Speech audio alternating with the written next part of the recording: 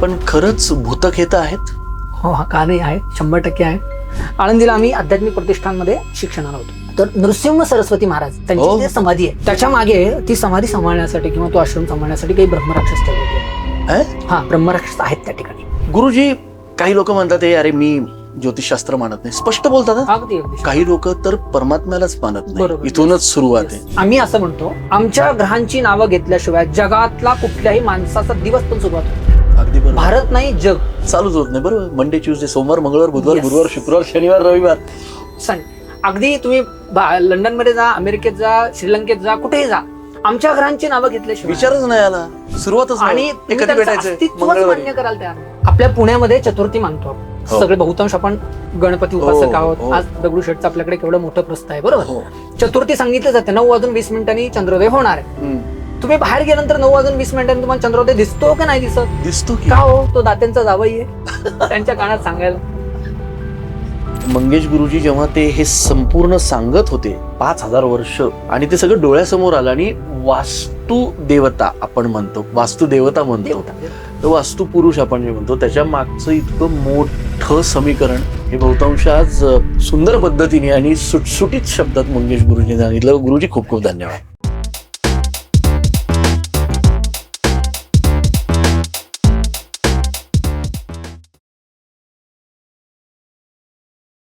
नमस्कार.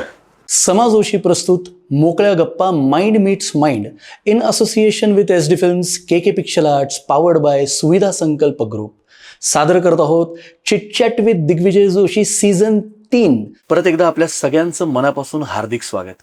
आणि आज आपल्या पॉडकास्टमध्ये, आज ह्या मोकळ्या गप्पांमध्ये आपण ज्यांच्याशी मन मोकळ्या म्हणजे मोकळ्या गप्पा मारणार आहोत ते ॲस्ट्रो वास्तू चॅम्पियन, वास्तू विशारद मंगेश कुलकर्णी गुरुजी, जे मार्गही दाखवतात आणि वास्तूमध्ये नेमकं वास्तू तथास्तू कशी म्हणते आणि वास्तूमध्ये काय काय गोष्टी असतात, वास्तू किती महत्वाची असते, त्याबद्दल आपण चर्चा करणार आहोत आणि खूप मोकळ्या गप्पा त्यांच्याशी मारणार आहोत.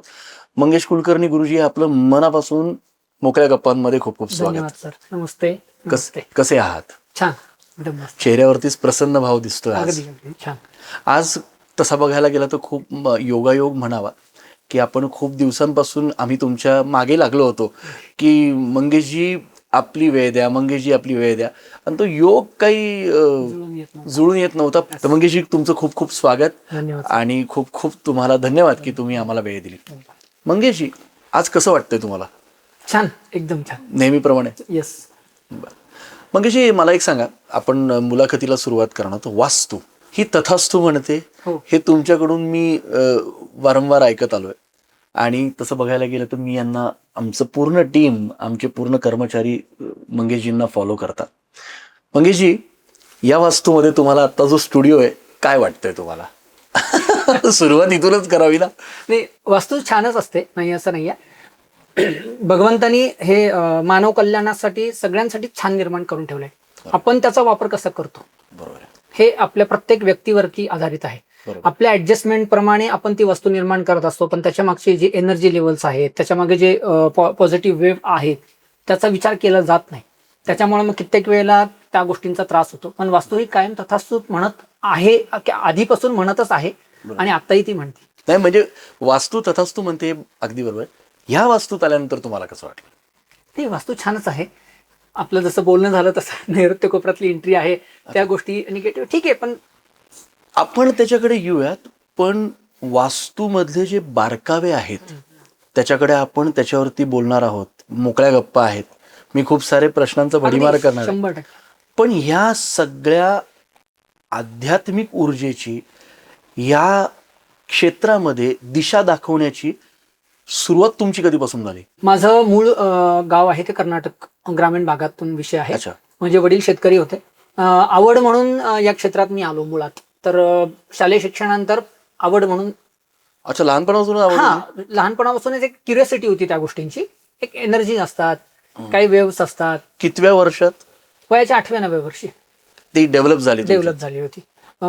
वयाच्या 8व्या-9व्या वर्षी पाठशाळ्यामध्ये ज्यावेळेस आम्ही गेलो आळंदीला, पाठशाळ्यामध्ये ज्यावेळेस आमचं ऍडमिशन झालं, त्यावेळेस काहीतरी वेगळं जाणवलं.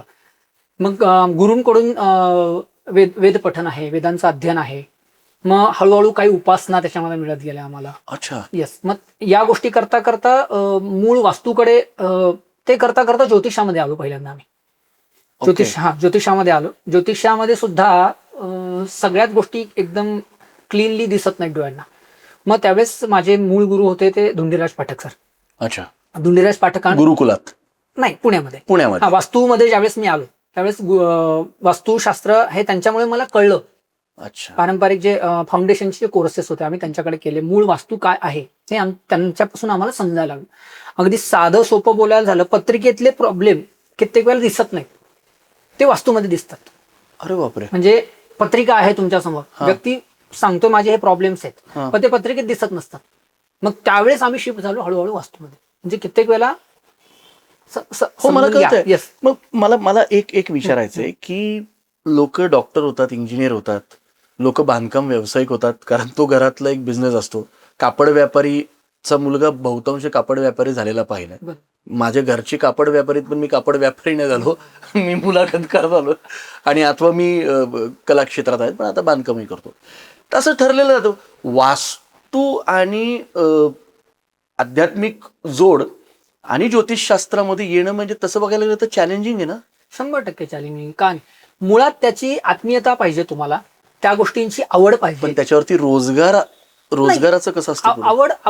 आवड ज्यावेळेस निर्माण होते तुमची. बघा, एखादा कलाकार आहे, एखादा चित्रकार आहे, त्याला माहिती नाही माझं पेंटिंग कितीला विकलं जाणार आहे, पण ती आवड आहे, पॅशन आहे माझं, ऊर्जा आहे, पॅशन आहे माझं. तसं हे माझं या क्षेत्रात येण्याचं माझं पॅशन आहे. माझं या क्षेत्रातलं. आणि पॅशन मध्येच नंतर तो ऑटोमॅटिक व्यवसायामध्ये कन्वर्ट होतो. तुम्ही 8व्या वर्षी गुरुकुलात गेला. पण काय तिथे सिस्टीम काय असते? म्हणजे आता हे तुमच्या माध्यमातून सगळ्यांना माहिती असेल, पण आज आता रुबरू बोलूनच घेऊयात की तिकडे गेल्यानंतर कशी सिस्टीम असते तिथली. जसं तुमचं शालेय शिक्षण आहे तसंच वेदांचं सुद्धा अध्ययन आहे. म्हणजे तुम्ही येऊन जाऊन करू शकता? हा, येऊन जाऊन करू शकतो. प्रत्येक पाठशाळेची काही पद्धती आहेत. मग काही पाठशाळेमध्ये शालेय शिक्षण प्लस वेदाध्ययन दिलं जातं आणि काही पाठशाळेमध्ये फक्त वेदाध्ययन दिलं जातं. राहायचं तिकडेच? राहायचं तिथेच. गुरुकुल, राहणं, खाणं पिणं सगळं त्यांच्याकडे. पण मग घरी कधी येणार? घरी वर्षातून फक्त 2 वेळेला तुम्हाला सुट्टी मिळते. ती उन्हाळ्यामध्ये 1 महिना सुट्टी असते आणि दिवाळीमध्ये 15 दिवस सुट्टी असते. असं तुम्ही किती वर्ष राहिलात तिकडे? असं मी 8 वर्ष आळंदीला पाठशाळेत होतो. अरे बापरे. म्हणजे वयाच्या 15 वर्ष 16 वर्षापर्यंत तुम्ही राहिलात. म्हणजे आणि कितवीत होता तेव्हा तुम्ही? शाळा सोडल्यानंतर जस्ट 10वी नंतर नाही, 4वी-5वीच्या नंतरच पाठशाळेमध्ये आम्हाला ऍडमिशन मिळालं. कारण की गुरुकुलाचा विषयच कसा आहे, तुम्हाला हे अध्ययन करून ते अध्ययन, असं दोन्ही 10वी वगैरे तिकडेच होती? नाही, पाठशाळेतून बाहेर पडल्यानंतर म्हणजे एक्सटर्नल गोष्टी करायच्या. म्हणजे 16 वर्षानंतर तुम्ही नंतर 10वी? येस. ग्रॅज्युएशन नंतर झालं. ग्रॅज्युएशन केल्यावरती मग हळूहळू ज्योतिष, मग वास्तू असे विषय एक आवड जोपास. माफ करा, आम्ही सगळ्यांना खोदून प्रश्न विचारतो. तुमच्या वडिलांचं बॅकग्राऊंड काय? वडील काय करायचे? शेतकरी होते. आणि आई हाऊसवाईफ. तुम्हाला किती भाऊ बहीण? मला 2 भाऊ आहेत. दोन्ही भाऊ ते या क्षेत्रात आहेत? हो, एक या क्षेत्रात आहे, दुसरा हॉस्पिटल क्षेत्रात आहे. अच्छा. फायनान्शियल्स कशी होती तुमच्या घराची तेव्हा? सहज विचार. आता शेतकरी म्हणल्यावरती तसं बघायला गेलं तर फायनान्शियल माझे आजोबा खूप स्ट्रॉंग होते, पण मधल्या कालावधीमध्ये हे सगळं डाऊन म्हणजे इव्हन कर्नाटकमध्ये आजही आमचा 1.5 ते 2 एकर मध्ये वाडा आहे. बाबा. पण ते आम्ही सगळं सोडून पुण्यामध्ये स्थायिक झालो आज गेली 25 वर्ष. जेव्हा तुम्ही आध्यात्मिक ऊर्जेकडे लहान 8व्या वर्षात आध्यात्मिक ऊर्जा म्हणजे खूप मोठी गोष्ट आहे. हे विचारा परे आहे, याला खूप मोठी दैवी ताकद लागते. पण जेव्हा तुम्ही एक 20-22 वर्षाचे 24 वर्षाचे झालात, तुमचं लग्न कुठल्या साली झालं? कितव्या वर्षी असतं? 23व्या वर्षी. मग त्यानंतर सगळं तुमच्या घरात तर व्यवस्थित आहे म्हटलात तुम्ही, पण मग अर्निंग सोर्स काय? हे आम्ही सगळ्यांना विचारतो. येस. नाही, पाठशाळेतून ज्यावेळेस आम्ही बाहेर पडलो त्यावेळेस पौरोहित्य हा विषय होता. पौरोहित्य शिकायचं पहिल्यांदा बाहेर जाऊन, कारण की पाठशाळेमध्ये पौरोहित्य शिकवलं जातं. बाहेर प्रॅक्टिकल तुम्हाला शिकावं लागतं आणि त्यांच्यासोबतच काम करावं लागतं. मग त्यांच्यासोबत काम करता करता पौरोहित्याचा विषय काय, साधारणतः पूजा 12-1-2 वाजेपर्यंत संपून जातात. मग दुपारच्या वेळेत काय करायचं? मग अभ्यास करायचा. मग ज्योतिषाची माझी कमीत कमी 20 वर्षाची माझी प्रॅक्टिस आहे. म्हणजे अर्न अँड लर्न असं केलं तुम्ही? मग शिकून हा विषय पुढे वाढत गेला. बर. गुरुकुलात खूप मजेशीर किस्से पण असतील भरपूर. एखादं थोडक्यात? असं नाही सांगतो. म्हणजे शाळेमध्ये जसे आम्ही डॅम्बिस वागायचो, आम्ही तशी दंगा करायचो गुरुकुलात? दंगा म्हणजे पहाटे 5-4 वाजता उठायची हे ना नंबरच असायचा. कंपल्सरी पहाटे 4 वाजता उठायचं. अरे बापरे. आणि मजा म्हणजे अशी की थंडी असायची, थंडीचे दिवस असायचे, मुलांना झोपा यायच्या, तेच विचारणार होतो. डोक्यावर पांघरून घेऊन अभ्यास करता करता झोप करायची. मग गुरुजी यायचे काठी घेऊन सगळ्यांना मारायला. पण गुरुकुलात जाणं हे कोणाची बस की काम नाही ना, बस की बात नाहीये. तुम्हाला तिथे स्वावलंबनच लागतं आणि मुळात आई वडिलांचा तेवढा सपोर्ट पण लागतो. वा. तिथे प्रेम, दया, माया, भाव काही नाही. आत्ताच बोलता बोलता मगाशी आपला विषय झाला की आत्ताच 5,000 मंत्रांचं पठण झालं त्यांचं. तुमच्या बॅच मधले त्यांचं नाही, माझे जे सिनियर आहेत, तुमचे माझे गुरुच म्हणावे लागतील, रेखी गुरुजी, हा, महेशजी रेखी गुरुजी, त्यांचा मुलगा देवव्रत. हा, तर तो पाठशाळा याच परंपरेतला आहे, आमच्या परंपरेतला. येस येस, काही दैवी ऊर्जा म्हणा. दैवी ऊर्जा 100% दैवी. हे तुम्हाला पूर्वजन्माची साधना आहे एक प्रकारची सांगायची तर त्या साधनेतच नाही मिळतं. आणि मुळात गुरुशिवाय हे मिळत नाही तुम्हाला. त्यामुळे गुरु अत्यंत तुमचे ताकदवर पाहिजेत. आणि आम्हाला आमच्या दैवी कृपेने म्हणा किंवा पूर्व पुन्हा आम्हाला तसे गुरु मिळाले आणि त्यांच्यामुळेच ही विद्या आम्हाला मिळाली. म्हणजे आपण जे आज भेटलोय का, आपण अनेक वर्षापासून एकमेकांच्या संपर्कात आहोत, तर हा पण प्रारब्ध आहे. 100% का नाही, म्हणजे काहीतरी आहे. हो जे 100%. Everything is connected to something असं म्हटलं जातं. आहे ना, 100% काहीतरी कनेक्टिव्हिटी असल्याशिवाय माणूस एकमेकाशी मन जुळू शकत नाही. गुरुजी मला एक सांगा, तुम्ही वास्तू कन्सल्टंट तुम्ही चॅम्पियन आहात, तुम्हाला ती पदवी देण्यात आलेली. सर्वात महत्त्वाची गोष्ट, तुम्ही वास्तू विशारद आहात. वास्तूत आल्यानंतर, पाय ठेवल्यानंतर तुम्हाला लगेच एनर्जीज कळत असते. गुरुजी आजकाल काय झालं माहिती का, की तुम्ही पाहिले की आता आपण आसपास सगळेजण सेम एजचे आहोत. We R 80s 90s kids. So आपल्यावरती संस्कार फार वेगळ्या पद्धतीने झाले आहेत. जे आता 2000च्या नंतरची मुलं आहेत मला माहीत नाही, कारण तुम्ही पाहताय, आपण पाहतोय की आता नेमकं काय समीकरणं होत चालली आहेत. गुरुजी, काही लोक म्हणतात अरे मी ज्योतिषशास्त्र मानत नाही, स्पष्ट बोलतात. अगदी. काही लोक तर परमात्म्यालाच मानत नाही. इथूनच सुरुवात आहे. आजकालची परिस्थिती झाली की आई वडिलांना विचारत नाही, परमात्मा तर आपला परमेश्वर लांबच राहिला. आणि ज्योतिषशास्त्र कोणाला बोललं, हे मी कर्मांवर विश्वास ठेवतो. वास्तू आपल्या आजी आजोबा का आपले आधीचे लोक का आपल्यासारखे काही जे व्यक्ती आहेत, गुरुतुल्य आमचे गुरुजी आहेत, तर ते सांगतात, काही गोष्टी सुचवतात. काय रे, कर्मावर विश्वास आहे, हे असलं काही नसतं. आणि नंतर खूप फटके बसतात. मग नंतर एक असा डाऊन पॅच येतो का, अशी वेळ येते की ज्या माणसाला जे करायचं असतं तो करत नाही. नंतर कुठेतरी कळतं की अरे हे केलं पाहिजे. तर काय आहे ह्या वास्तूचं रहस्य? आता मुळात पहिल्यांदा तुम्ही बोललात की ग्रह आहेत का, ज्योतिषशास्त्र खरं आहे का. एक साधा सोपं विचार करायला गेलं तर एखाद्या माणसाची डिग्री आहे, इंजिनियर आहे, एखाद्या मेकॅनिकल क्षेत्रातला इंजिनियर आहे, मी त्याच्यासमोर बसलो आणि मी त्याला म्हणतोय नाही मला या गोष्टीवरती विश्वास नाही. तो काय म्हणेल, माझ्या क्षेत्रात या 5 वर्ष अभ्यास करा आणि मग सांगा सत्य आहे का असत्य आहे. बरोबर आहे. मुळात काय, या आजकालच्या शिक्षण पद्धतीमध्ये या आपल्या गोष्टी शिकवल्याच जात नाही. आपले संस्कार आहेत त्याशी या गोष्टी शिकवल्याच जात नाहीत. आता मी काही गोष्टी तुम्हाला प्रश्न विचारेन, त्याचे प्रश्न उत्तर तुम्हाला जमतायत का बघा, सहज सोपं एकदम. प्रयत्न करू. आता ग्रह आहेत की नाही, मुलाखत ते माझी घेतात. येस. आम्ही ज्योतिषी लोक, आज मी या क्षेत्रात, मी लहान आहे खूप या क्षेत्रात, खरं सांगायचं माझ्यापेक्षा मोठे मोठे दिग्गज लोक आहेत. अभ्यासातला एक विषय मिळालेला असा, आम्ही असं म्हणतो, आमच्या ग्रहांची नावं घेतल्याशिवाय, बघा पटत असेल, ज्यांना पटत असेल त्यांनी ऍक्सेप्ट करावं, नसेल पटत त्यांनी सोडून द्यावं. आमच्या ग्रहांची नावं घेतल्याशिवाय जगातला कुठल्याही माणसाचा दिवस पण सुरुवात होत नाही. अगदी बरोबर. भारत नाही, जग चालूच होत नाही. बरोबर. मंडे, ट्यूजडे, सोमवार, मंगळवार, बुधवार, गुरुवार, शुक्रवार, शनिवार, रविवार, सण. अगदी तुम्ही लंडनमध्ये जा, अमेरिकेत जा, श्रीलंकेत जा, कुठेही जा, आमच्या ग्रहांची नावं घेतल्याशिवाय विचारच नाही आला, सुरुवातच. आणि मान्य करायला तयार नाही. हे कसं आहे, आपल्या आई वडिलांना न मांडल्यासारखं आहे. सरळ. बरं, अजून सोपं करून सांगतो. कॅलेंडरमध्ये तुम्हाला पौर्णिमा दिलेली असते. चुकून कधी या पौर्णिमेच्या आधी अमावस्या झाली का? नाही झाली. आपल्या पुण्यामध्ये चतुर्थी मानतो सगळे, बहुतांश आपण गणपती उपासक आहोत. आज दगडूशेठचं आपल्याकडे केवढं मोठं प्रस्थ आहे, बरोबर. चतुर्थी सांगितलं जाते 9:20 चंद्रोदय होणार आहे. तुम्ही बाहेर गेल्यानंतर 9:20 तुम्हाला चंद्रोदय दिसतो की नाही दिसत? दिसतो की. का हो, तो दात्यांचा जावई आहे, त्यांच्या कानात सांगायला. विचार करण्यासारखी गोष्ट आहे. मला सांगायचं इतकं आहे या गोष्टी लोकांपर्यंत पोहोचल्या पाहिजेत. आम्ही म्हणत नाहीत माना, पण लक्षात ठेवा कर्म वगैरे ना यांनीच निर्माण करून ठेवलेलं आहे. अजून त्याच्यापेक्षा डीपमध्ये जर थोडंसं सांगायचं झालं तर ही जी कालगणना आहे बघा, सोमवार, रविवार, मंगळवार, बुधवार, गुरुवार, शुक्रवार, ही कालगणना आहे. आम्ही या कालगणनेवरती चालतो. आपल्याकडे कॅलेंडर आहे, त्याप्रमाणेच आम्ही चालतो, बरोबर आहे. ही कालगणना मागे किती आहे आणि पुढे किती आहे बघा, विचार करण्यासारखी गोष्ट आहे. ही कालगणना आपला मानवाचं आयुष्य 100 वर्ष आहे, ते सुद्धा आता हळूहळू कमी होत चाललंय, बरोबर.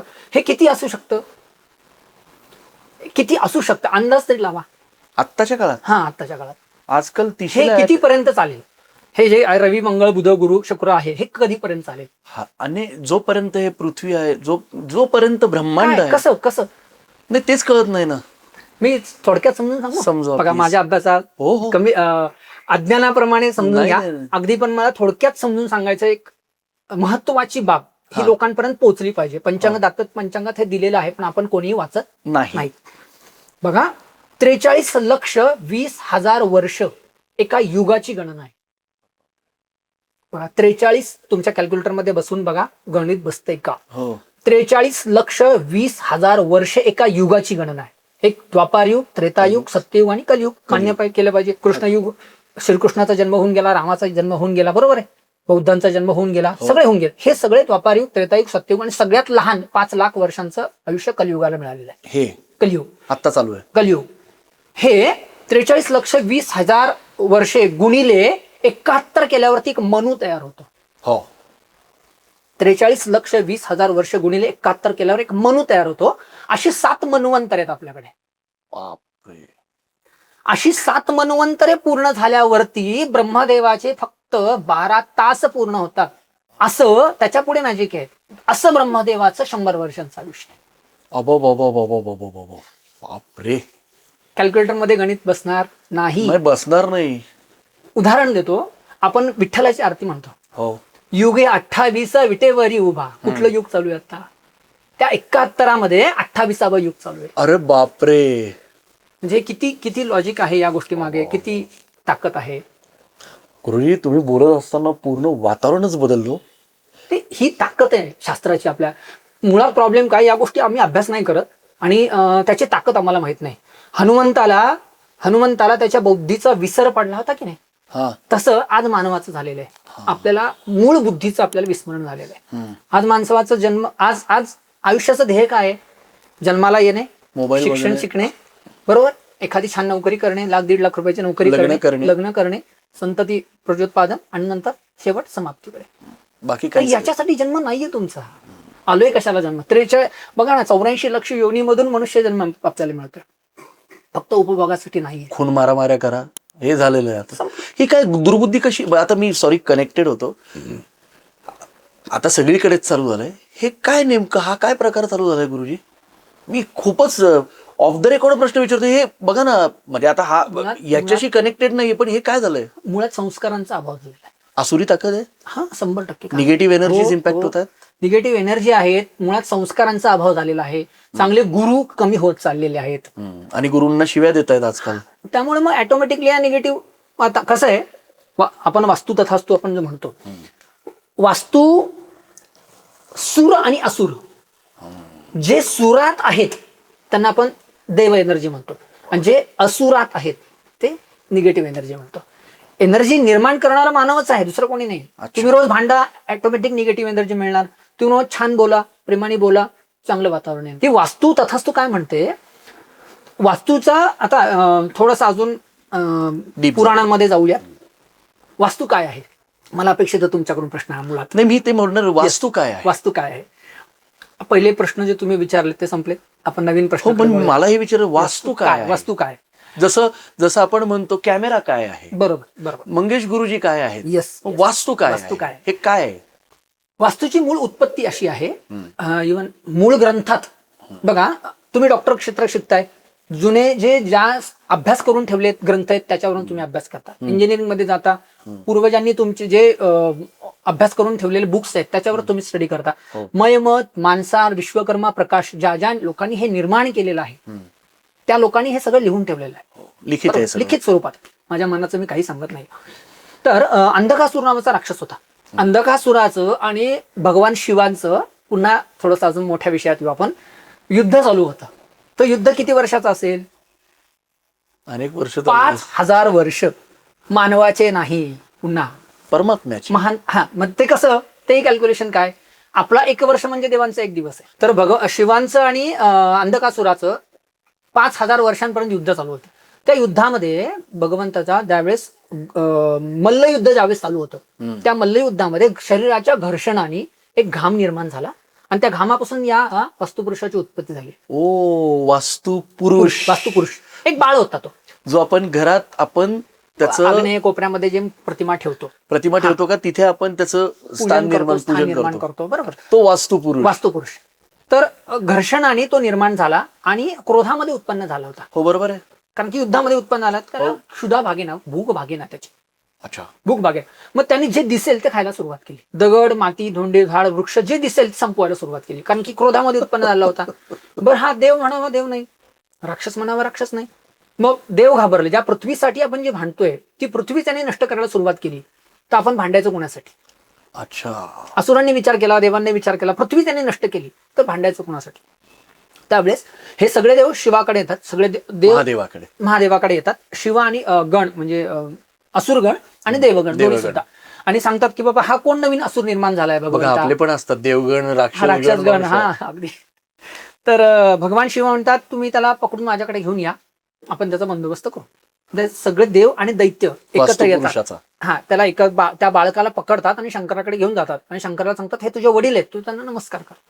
त्यावेळेस तो नमस्कार करायला वागतो, त्यावेळेस शिव आपल्या उजव्या पायाचा अंगठा त्याच्या डोक्यावर ठेवतात आणि त्याला त्याच अवस्थेत जमिनीमध्ये गाडतात. मग त्यावेळेला सर्व देव आणि दानव त्याच्या पाठीवर बसतात, त्याला जमिनीमध्ये गाडतात. त्यावेळेस तो म्हणतो अरे मी तर देवांचा अंश आहे, तुम्ही मला का मारता किंवा मला का जमिनीमध्ये गाडता? तुम्ही बघा, आपण देवांची पूजा करतो, आपण मंदिरात ठेवतो. कधी प्रश्न पडतो का आपल्याला, वास्तुपुरुषाची प्रतिमा पूजा करून आपण आग्नेय कोपऱ्यातच का ठेवली जाते? बरं, ती पालथी ठेवली जाते. हो, पालथी ठेवली जाते, कारण त्या वास्तुपुरुषांनी आपल्या घराचा भार आपल्या पाठीवरती घेतलेला आहे. अरे बापरे. बघा, मग त्यावेळेस तो म्हणतो अरे मी तर देवांचा अंश आहे, मला तुम्ही का मारता?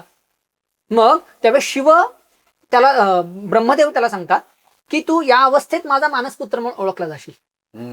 आता ब्रह्मदेवाचं कार्य काय बघा, ब्रह्मदेवाचं माहिती असेल आपल्याला सुद्धा. ब्रह्मदेवाचं कार्य उत्पत्ती आहे, विष्णूकडे संरक्षण आहे आणि शिवाकडे प्रलय. बरोबर, जसं प्रोडक्शन आहे, संरक्षण आहे, डिस्पॅच आहे. हो, बरोबर आहे. तसंच सेम तिथे सुद्धा तीच संस्कृती.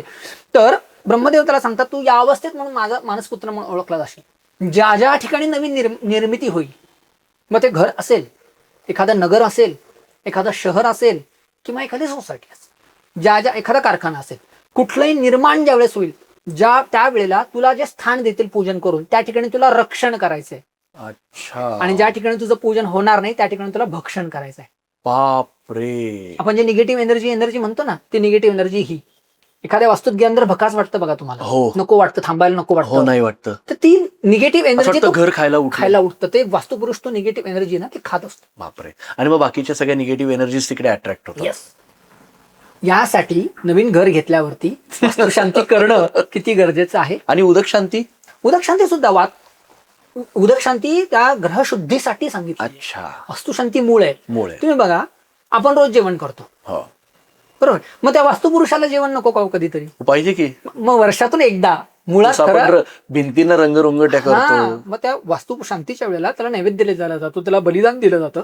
ही त्याची पूजा आहे. मुळात दक्षिण भारतामध्ये आजही दरवर्षी वास्तुशांती केली जाते. दर 3 वर्षांतर वास्तुशांती केली जाते. करणं गरजेचं आहे. आम्हाला त्या गोष्टींचा विसर पडला, आम्हाला त्याची गरज वाटत नाही, आणि ज्यावेळेस अडचणी येतात त्यावेळेस मग आपण धावत पळत इकडे तिकडे सुट. गुरुजी इतकं सुंदर पद्धतीने सांगितलं की म्हणजे संपूर्ण मंगेश गुरुजी जेव्हा ते हे संपूर्ण सांगत होते 5,000 वर्ष, आणि ते सगळं डोळ्यासमोर आलं, आणि वास्तुदेवता आपण म्हणतो, वास्तुदेवता म्हणतो, तर वास्तुपुरुष आपण जे म्हणतो, त्याच्या मागचं इतकं मोठं समीकरण हे बहुतांश आज सुंदर पद्धतीने आणि सुटसुटीत शब्दात मंगेश गुरुजींनी सांगितलं. गुरुजी खूप खूप धन्यवाद. गुरुजी, मला पुढचा प्रश्न विचारायचा आहे. माझा एक मित्र आहे आणि आज तुम्ही येणार म्हणून त्यांनी मला विचारले की बाबा आज प्रश्न विचारूनच टाक. तुम्हाला पण माहिती तो मित्र कोण आहे. त्यांनी म्हटले की अरे दिग्विजय, मी साऊथ वेस्टच्या घरात राहतो, म्हणजे बाहेर जाताना साऊथ वेस्ट येते. जेव्हा त्यांनी सुरुवातीला घर घेतलं तेव्हा एकदम उत्तम होतं सगळं, म्हणजे सुंदर गोष्टी झाल्या. आता मराठी शब्दामध्ये बाजार उठणे कसं म्हणतात तसं खूप भानगडी होत आहेत, आणि मग त्यांनी कालांतरी घर चेंज केलं. आता मी माझ्यावरती येतो. होय, मी पण 2 साऊथ वेस्ट घरामध्ये राहत होतो. आता मी थोडासा आध्यात्मिक आहे, मी नामस्मरण चिंतन करतो म्हणून त्या वाईब्स जाणवतात. काय काय प्रकार काय हा, काय नेमकं काय काय गोंधळ आहे? येस येस, थोडक्यात अगदी खूप महत्वाचा विषय. मी आज तुम्हाला स्पष्टपणे सांगतो की मी पूर्णपणे म्हणजे मी आध्यात्मिक आणि मी पूजन करतो. हा कुठलाही स्वार्थासाठी प्रश्न नाही, पण जेव्हा अनुभव येतात तेव्हा हे प्रश्न उद्भवतात, आणि म्हणून त्या अनुभवातनं हा प्रश्न उद्भवलाय. हे साऊथ वेस्ट प्रकार काय? मी थोडंसं अजून मागे येतो. हा. बघा, साऊथ वेस्टकडे आपण नंतर जाऊया. भारतातले सगळे राजवाडे बघा, राजवाड्यांची एंट्री कुठे हो? आत जाताना का बाहेर येताना? कुठेही जा, उत्तर दिशेला, सेंटरला आहे. सेंटरला. हा, मध्ये त्या मध्ये. वाड्याच्या सेंटरला, सेंटरला. कुठे कॉर्नरला कॉर्नरला नाहीये. ग्रामीण भागात तुम्ही गेलात, मोठे मोठे वाडे सेंटरला आहेत, आहे. घराचे दरवाजे तुम्हाला सेंटरला मध्यभागी. कॉर्नरला मिळत नाही. बंगले पण मध्यभागी. येस, आज मूळ प्रॉब्लेम इथूनच सुरुवात झाली. अच्छा, कोपऱ्यातच देतात दिलाय दरवाजा. वास्तू फ्लॅट संस्कृतीमध्ये तुम्हाला कॉर्नरला एंट्री दिल्याशिवाय पर्यायच राहत नाही बिल्डर लोकांना. हो, बरोबर आहे. नैऋत्य कोपऱ्यातली सुद्धा एंट्री पूर्व पश्चिम म्हणून विकली जाते. हे सगळ्यात आणि नैऋत्य कोपऱ्या साऊथ वेस्टची एंट्री सगळ्यात निगेटिव्ह मानलेली. मग ती साऊथ वेस्ट असू, NW असू, नॉर्थ ईस्ट असू किंवा SE असू, या सगळ्या निगेटिव्हच एंट्री आहे. पण मी आत्ताच्या घरात राहतो तो AC आहे. हा, पण सॉरी, असू द्या त्याच्यावरती. पण मुळात नैऋत्य कोपरा जो काय म्हणलेला आहे तो सगळ्यात निगेटिव्ह एनर्जी काय, तर वास्तुपुरुषाचं जर मूळ तुम्ही चक्र काढून बघितलं तर वास्तुपुरुषाचं डोकं NE मध्ये, नॉर्थ ईस्ट मध्ये. हो, बरोबर. आणि नैऋत्य कोपऱ्यामध्ये त्याचे पाय आहेत त्याचे. पूर्ण वास्तुपुरुषाची ती बॉडी आहे. घर म्हणजे काय, तुमच्या वास्तुपुरुषाची बॉडी. कित्येक वेळा म्हणलं वास्तुशास्त्रज्ञच येऊन सांगतात या प्रॉपर्टीमध्ये हा कट आहे. कट म्हणजे काय, त्या प्रॉपर्टी त्या बॉडीचा कट तो. आणि प्रत्येक एनर्जीला, म्हणजे पूर्वेला असेल, पश्चिमेला असेल, प्रत्येकाची एनर्जी काहीतरी लेवल देणारी आहे, तुम्हाला देण्यासाठी बसलेली आहे. मग ज्यावेळेस त्याला एनर्जीला तुम्ही डिस्टर्ब करता म्हणजे काय, टॉयलेट आलं, कट आला त्या प्रॉपर्टीमध्ये, मग ती एनर्जी तो देईल का नाही देणार तुम्हाला? नाही देणार, 100%. आता हे चालतं कसं, हे एनर्जी लेवल वर्क कसं होतं? पाणी आहे, हो, जलतत्व आहे, हो, अग्नितत्व आहे, अग्नितत्व आहे, हवा आहे, वायुतत्व आहे. या एनर्जीच इथे वर्क करतात. अच्छा, याच एनर्जी इथे वर्क करतात. आता नॉर्थ आहे, ही वॉटर एलिमेंटची जागा आहे, म्हणजे जलतत्वाची जागा आहे. दक्षिण दिशा ही अग्नितत्वाची जागा आहे. अग्नितत्वाची जागा. आग्नेय कोपरा ते दक्षिण, आपण आग्नेय म्हणजे किचन, आपण बघा तुम्ही किचन अग्नितत्वातच केलेलं आहे. चुकून माकून तुमचं उत्तरेला किचन आलं, सायन्स आहे, प्युअर सायन्स आहे. जलतत्वामध्ये पाणी आणि आग ज्यावेळेस एकत्र येईल त्यावेळेस ती प्रॉपर्टी डॅमेज करणारच नव्हतो. म्हणजे उदाहरणार्थ झेडच्या ब्लॉक मध्ये तुम्ही A टाकताय आणि A च्या ब्लॉक मध्ये तुम्ही Z टाकताय. मुळात आधी हे सगळं या गोष्टीचा विचार करूनच घर बांधलं जायचं. आता या शहरीकरणामुळे या गोष्टींचा कोणी विचार करत नाही. करोड, दीड, 2, 3 करोड रुपयाच्या प्रॉपर्टी झाल्यात, पण ती एवढी प्रॉपर्टी घेऊन सुद्धा त्या लोकांना मानसिक स्वास्थ्य नाही. काही म्हणजे नाव न घेता काही एक्झाम्पल्स आहेत? भरपूर आहेत. आत्ताच मी 4 दिवसापूर्वी एक साईट व्हिजिटला गेलो होतो. आम्ही बिल्डरच आहेत स्वतः, आणि फ्लॅटची स्टार्टिंग 2 CR पासून आहे. बाबा, मिनिमम 8 फ्लॅट आहेत त्यांचे, 8 का 10 फ्लॅट आहेत त्यांचे, आणि ते प्रॉपर्टी विकल्या जात नाहीयेत. आम्ही त्यांना ज्यावेळेस आम्ही ते प्लॅन करून बगितला त्यावेळेस आम्हाला सगळं नॉर्थ ईस्ट मध्ये टॉयलेट बाथरूम सापडले. त्यामुळे तुम्ही असं का बनलं नाही, त्या विषयावरती आम्हाला चर्चा नाही करायची. तुम्ही फक्त आम्हाला सोल्युशन सांगा. हे चुकीचं आहे. एखादा सामान्य माणूस धरा 2 करोड रुपये आज घेऊन येतोय, प्रॉपर्टी परचेस करतोय, आणि ते आमच्या दृष्टीने तुम्ही रोग विकत घेताय, तुम्ही प्रॉपर्टी नाही विकत घेत. तुम्ही त्याला कॅन्सर असं नाव देता. 100%. नॉर्थ आणि नॉर्थ ईस्ट मध्ये ज्या वेळेस तुम्हाला टॉयलेट सापडतात, विषय कसा, याचे परिणाम काय होता बघा. एखादी प्रॉपर्टी तुम्ही परचेस केल्यावरती तुम्हाला पहिल्या 1.5 वर्षात 2 वर्षात तुम्हाला परिणाम जाणवत नाही, आणि त्याच्यानंतरच खरी निगेटिव्ह एनर्जी सुरुवात होतात. त्यामुळे आमचं सामान्य लोकांना, अगदी सर्वांनाच सांगणं आहे की नॉर्थ ईस्ट आणि नॉर्थ इथे टॉयलेट असणाऱ्या प्रॉपर्ट्या घेऊ नका. भयंकर वाईट परिणाम आम्ही पाहिलेले आहेत. आणि काय असतं, माणूस आहे सरसलामत तो पगडी 50, माणूसच राहिला नाही तर त्या पैशाचा काही उपयोग सुद्धा नाही. अशा गोष्टी आता काही अशी उदाहरणं सांगू शकाल? भरपूर उदाहरणं, किती सांगू. साऊथ वेस्टचं एखादं उदाहरण? मला साऊथ वेस्ट मी तर आहे. नाही, साऊथ वेस्ट तुम्ही आता अनुभवलेलं आहे. साऊथ वेस्ट तुम्ही अनुभवलेलं आहे. काय असतं हे अज्ञान आहे खरं सांग. त्याला उपाय आहेत, रेमेडीज आहेत, नाही असं नाही. साऊथ वेस्ट मध्ये मी जेव्हा राहत होतो, इंटरप्ट करतो तेव्हा मी आता आपण मोकळ्या गप्पा मारतोय म्हणून मला पहिल्यांदा कोलायटिस झाला, त्यानंतर डावा पाय पूर्ण बधीर झाला, मला स्पॅझम झाला. मी महाकालला मरता मरता वाचलो, पण तिथे वाचलो गेलो. नैऋत्य कोपरा इतका डेंजर आहे, रिअल सांगतो तुम्हाला. सगळ्यात महत्वाचं तुमचे रिलेशन खराब करता पहिल्यांदा. अरे बाप, रिलेशन खराब होतात, नवरा बायकोंचे रिलेशन खराब. तुम्ही ज्या लोकांशी सहवासात आहात, मित्राबरोबर हो, हे सगळे रिलेशन खराब होतात आणि आरोग्याचे 100% प्रॉब्लेम होतात, म्हणजे होतात. फायनान्शियली याला 100% याला तुम्हाला फाईट करू शकत नाहीत. त्यामुळे आमच्या लोकांना जाणीवपूर्वक सांगणं असतं की नैऋत्य कोपऱ्याचा एंट्री अवॉइड करा, घेऊ नका. तुम्हाला काय काय तुमच्याकडे जे हे असे नैऋत्य कोपऱ्यामध्ये एक उदाहरण देतो. एक छोटीशी फॅमिली होती, एकदम सामान्य, कपडे टेलरिंगचं काम करायचे.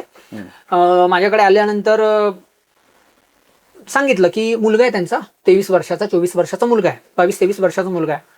तो अक्षरशः नैऋत्य, मुळात वास्तू पहिले सांगतो, वास्तूचे परिणाम नंतर सांगतो. त्यांच्या नैऋत्य कोपऱ्यामध्ये पाण्याची टाकी आहे. नैऋत्य कोपऱ्यातली एंट्री, नैऋत्य कोपऱ्यामध्ये पाण्याची मोठी टाकी, उत्तरेला टॉयलेट. अरे बाप. आणि माझ्याकडे ज्यावेळेस आले, त्यांचा मुलगा 20-22 वर्षाचा होता. त्यांचं सांगणं असं होतं, एकुलता एक मुलगा आहे आमचा, दुपारी 12 वाजता उठतो. हा, दुपारी 12 वाजता उठतो तो.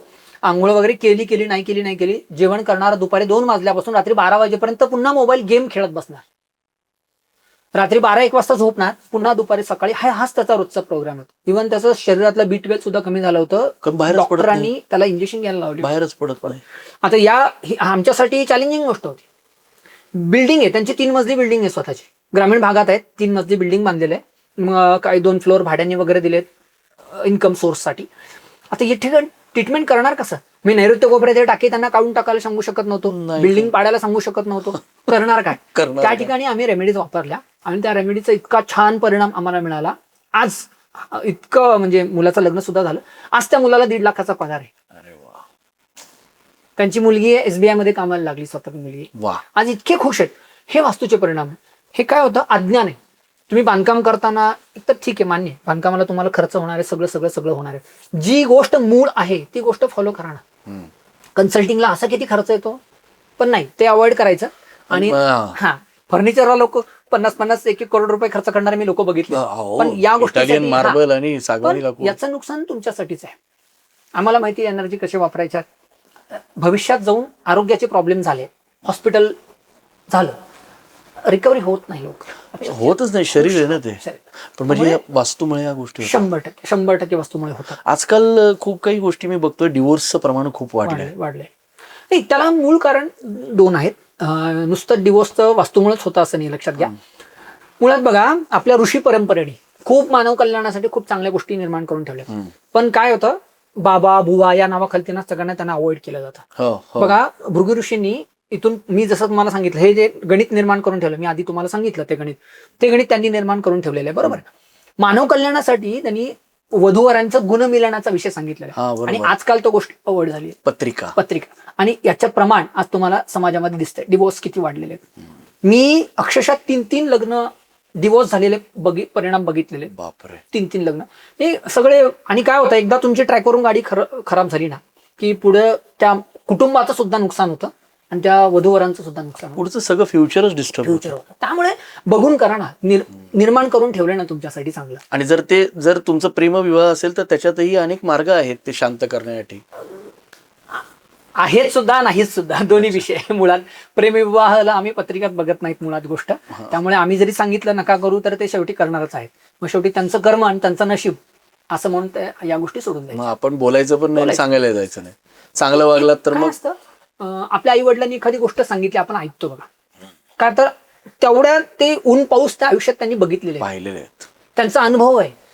पण आपल्याला केव्हा कळतं, आपण त्यांच्या वयाच्या ज्यावेळेस होतो की नाही, आता कळायला लागलं, त्यावेळेस त्यावेळेस जे सांगत होते ते हे खरं चांगलं होतं. हे आता नाही कळत तुम्हाला, जेव्हा ठेचा लागून जातात ना तुम्हाला आयुष्यात, त्यावेळेस मला पुढे यायचंय. समजा आता आपण 2 कोटी 4 कोटी 6 कोटी 10 कोटी, एखाद्या व्यक्तीने 5 कोटीचा फ्लॅट घेतला, बरोबर, खूप उत्तम काम करतोय, खूप उत्तम त्याच्या कामात त्याचं सुंदर काम चालू आहे, घरचे सगळे व्यवस्थित, त्यांनी 5 कोटीचा फ्लॅट घेतला. आपण समजूयात 4-5 BHK चा फ्लॅट घेतला.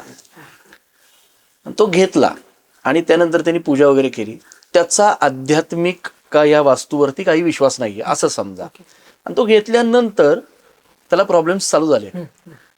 मग काय, त्यांनी तो फ्लॅट विकावा का त्यांनी त्याच्यात रेमेडीज करावे.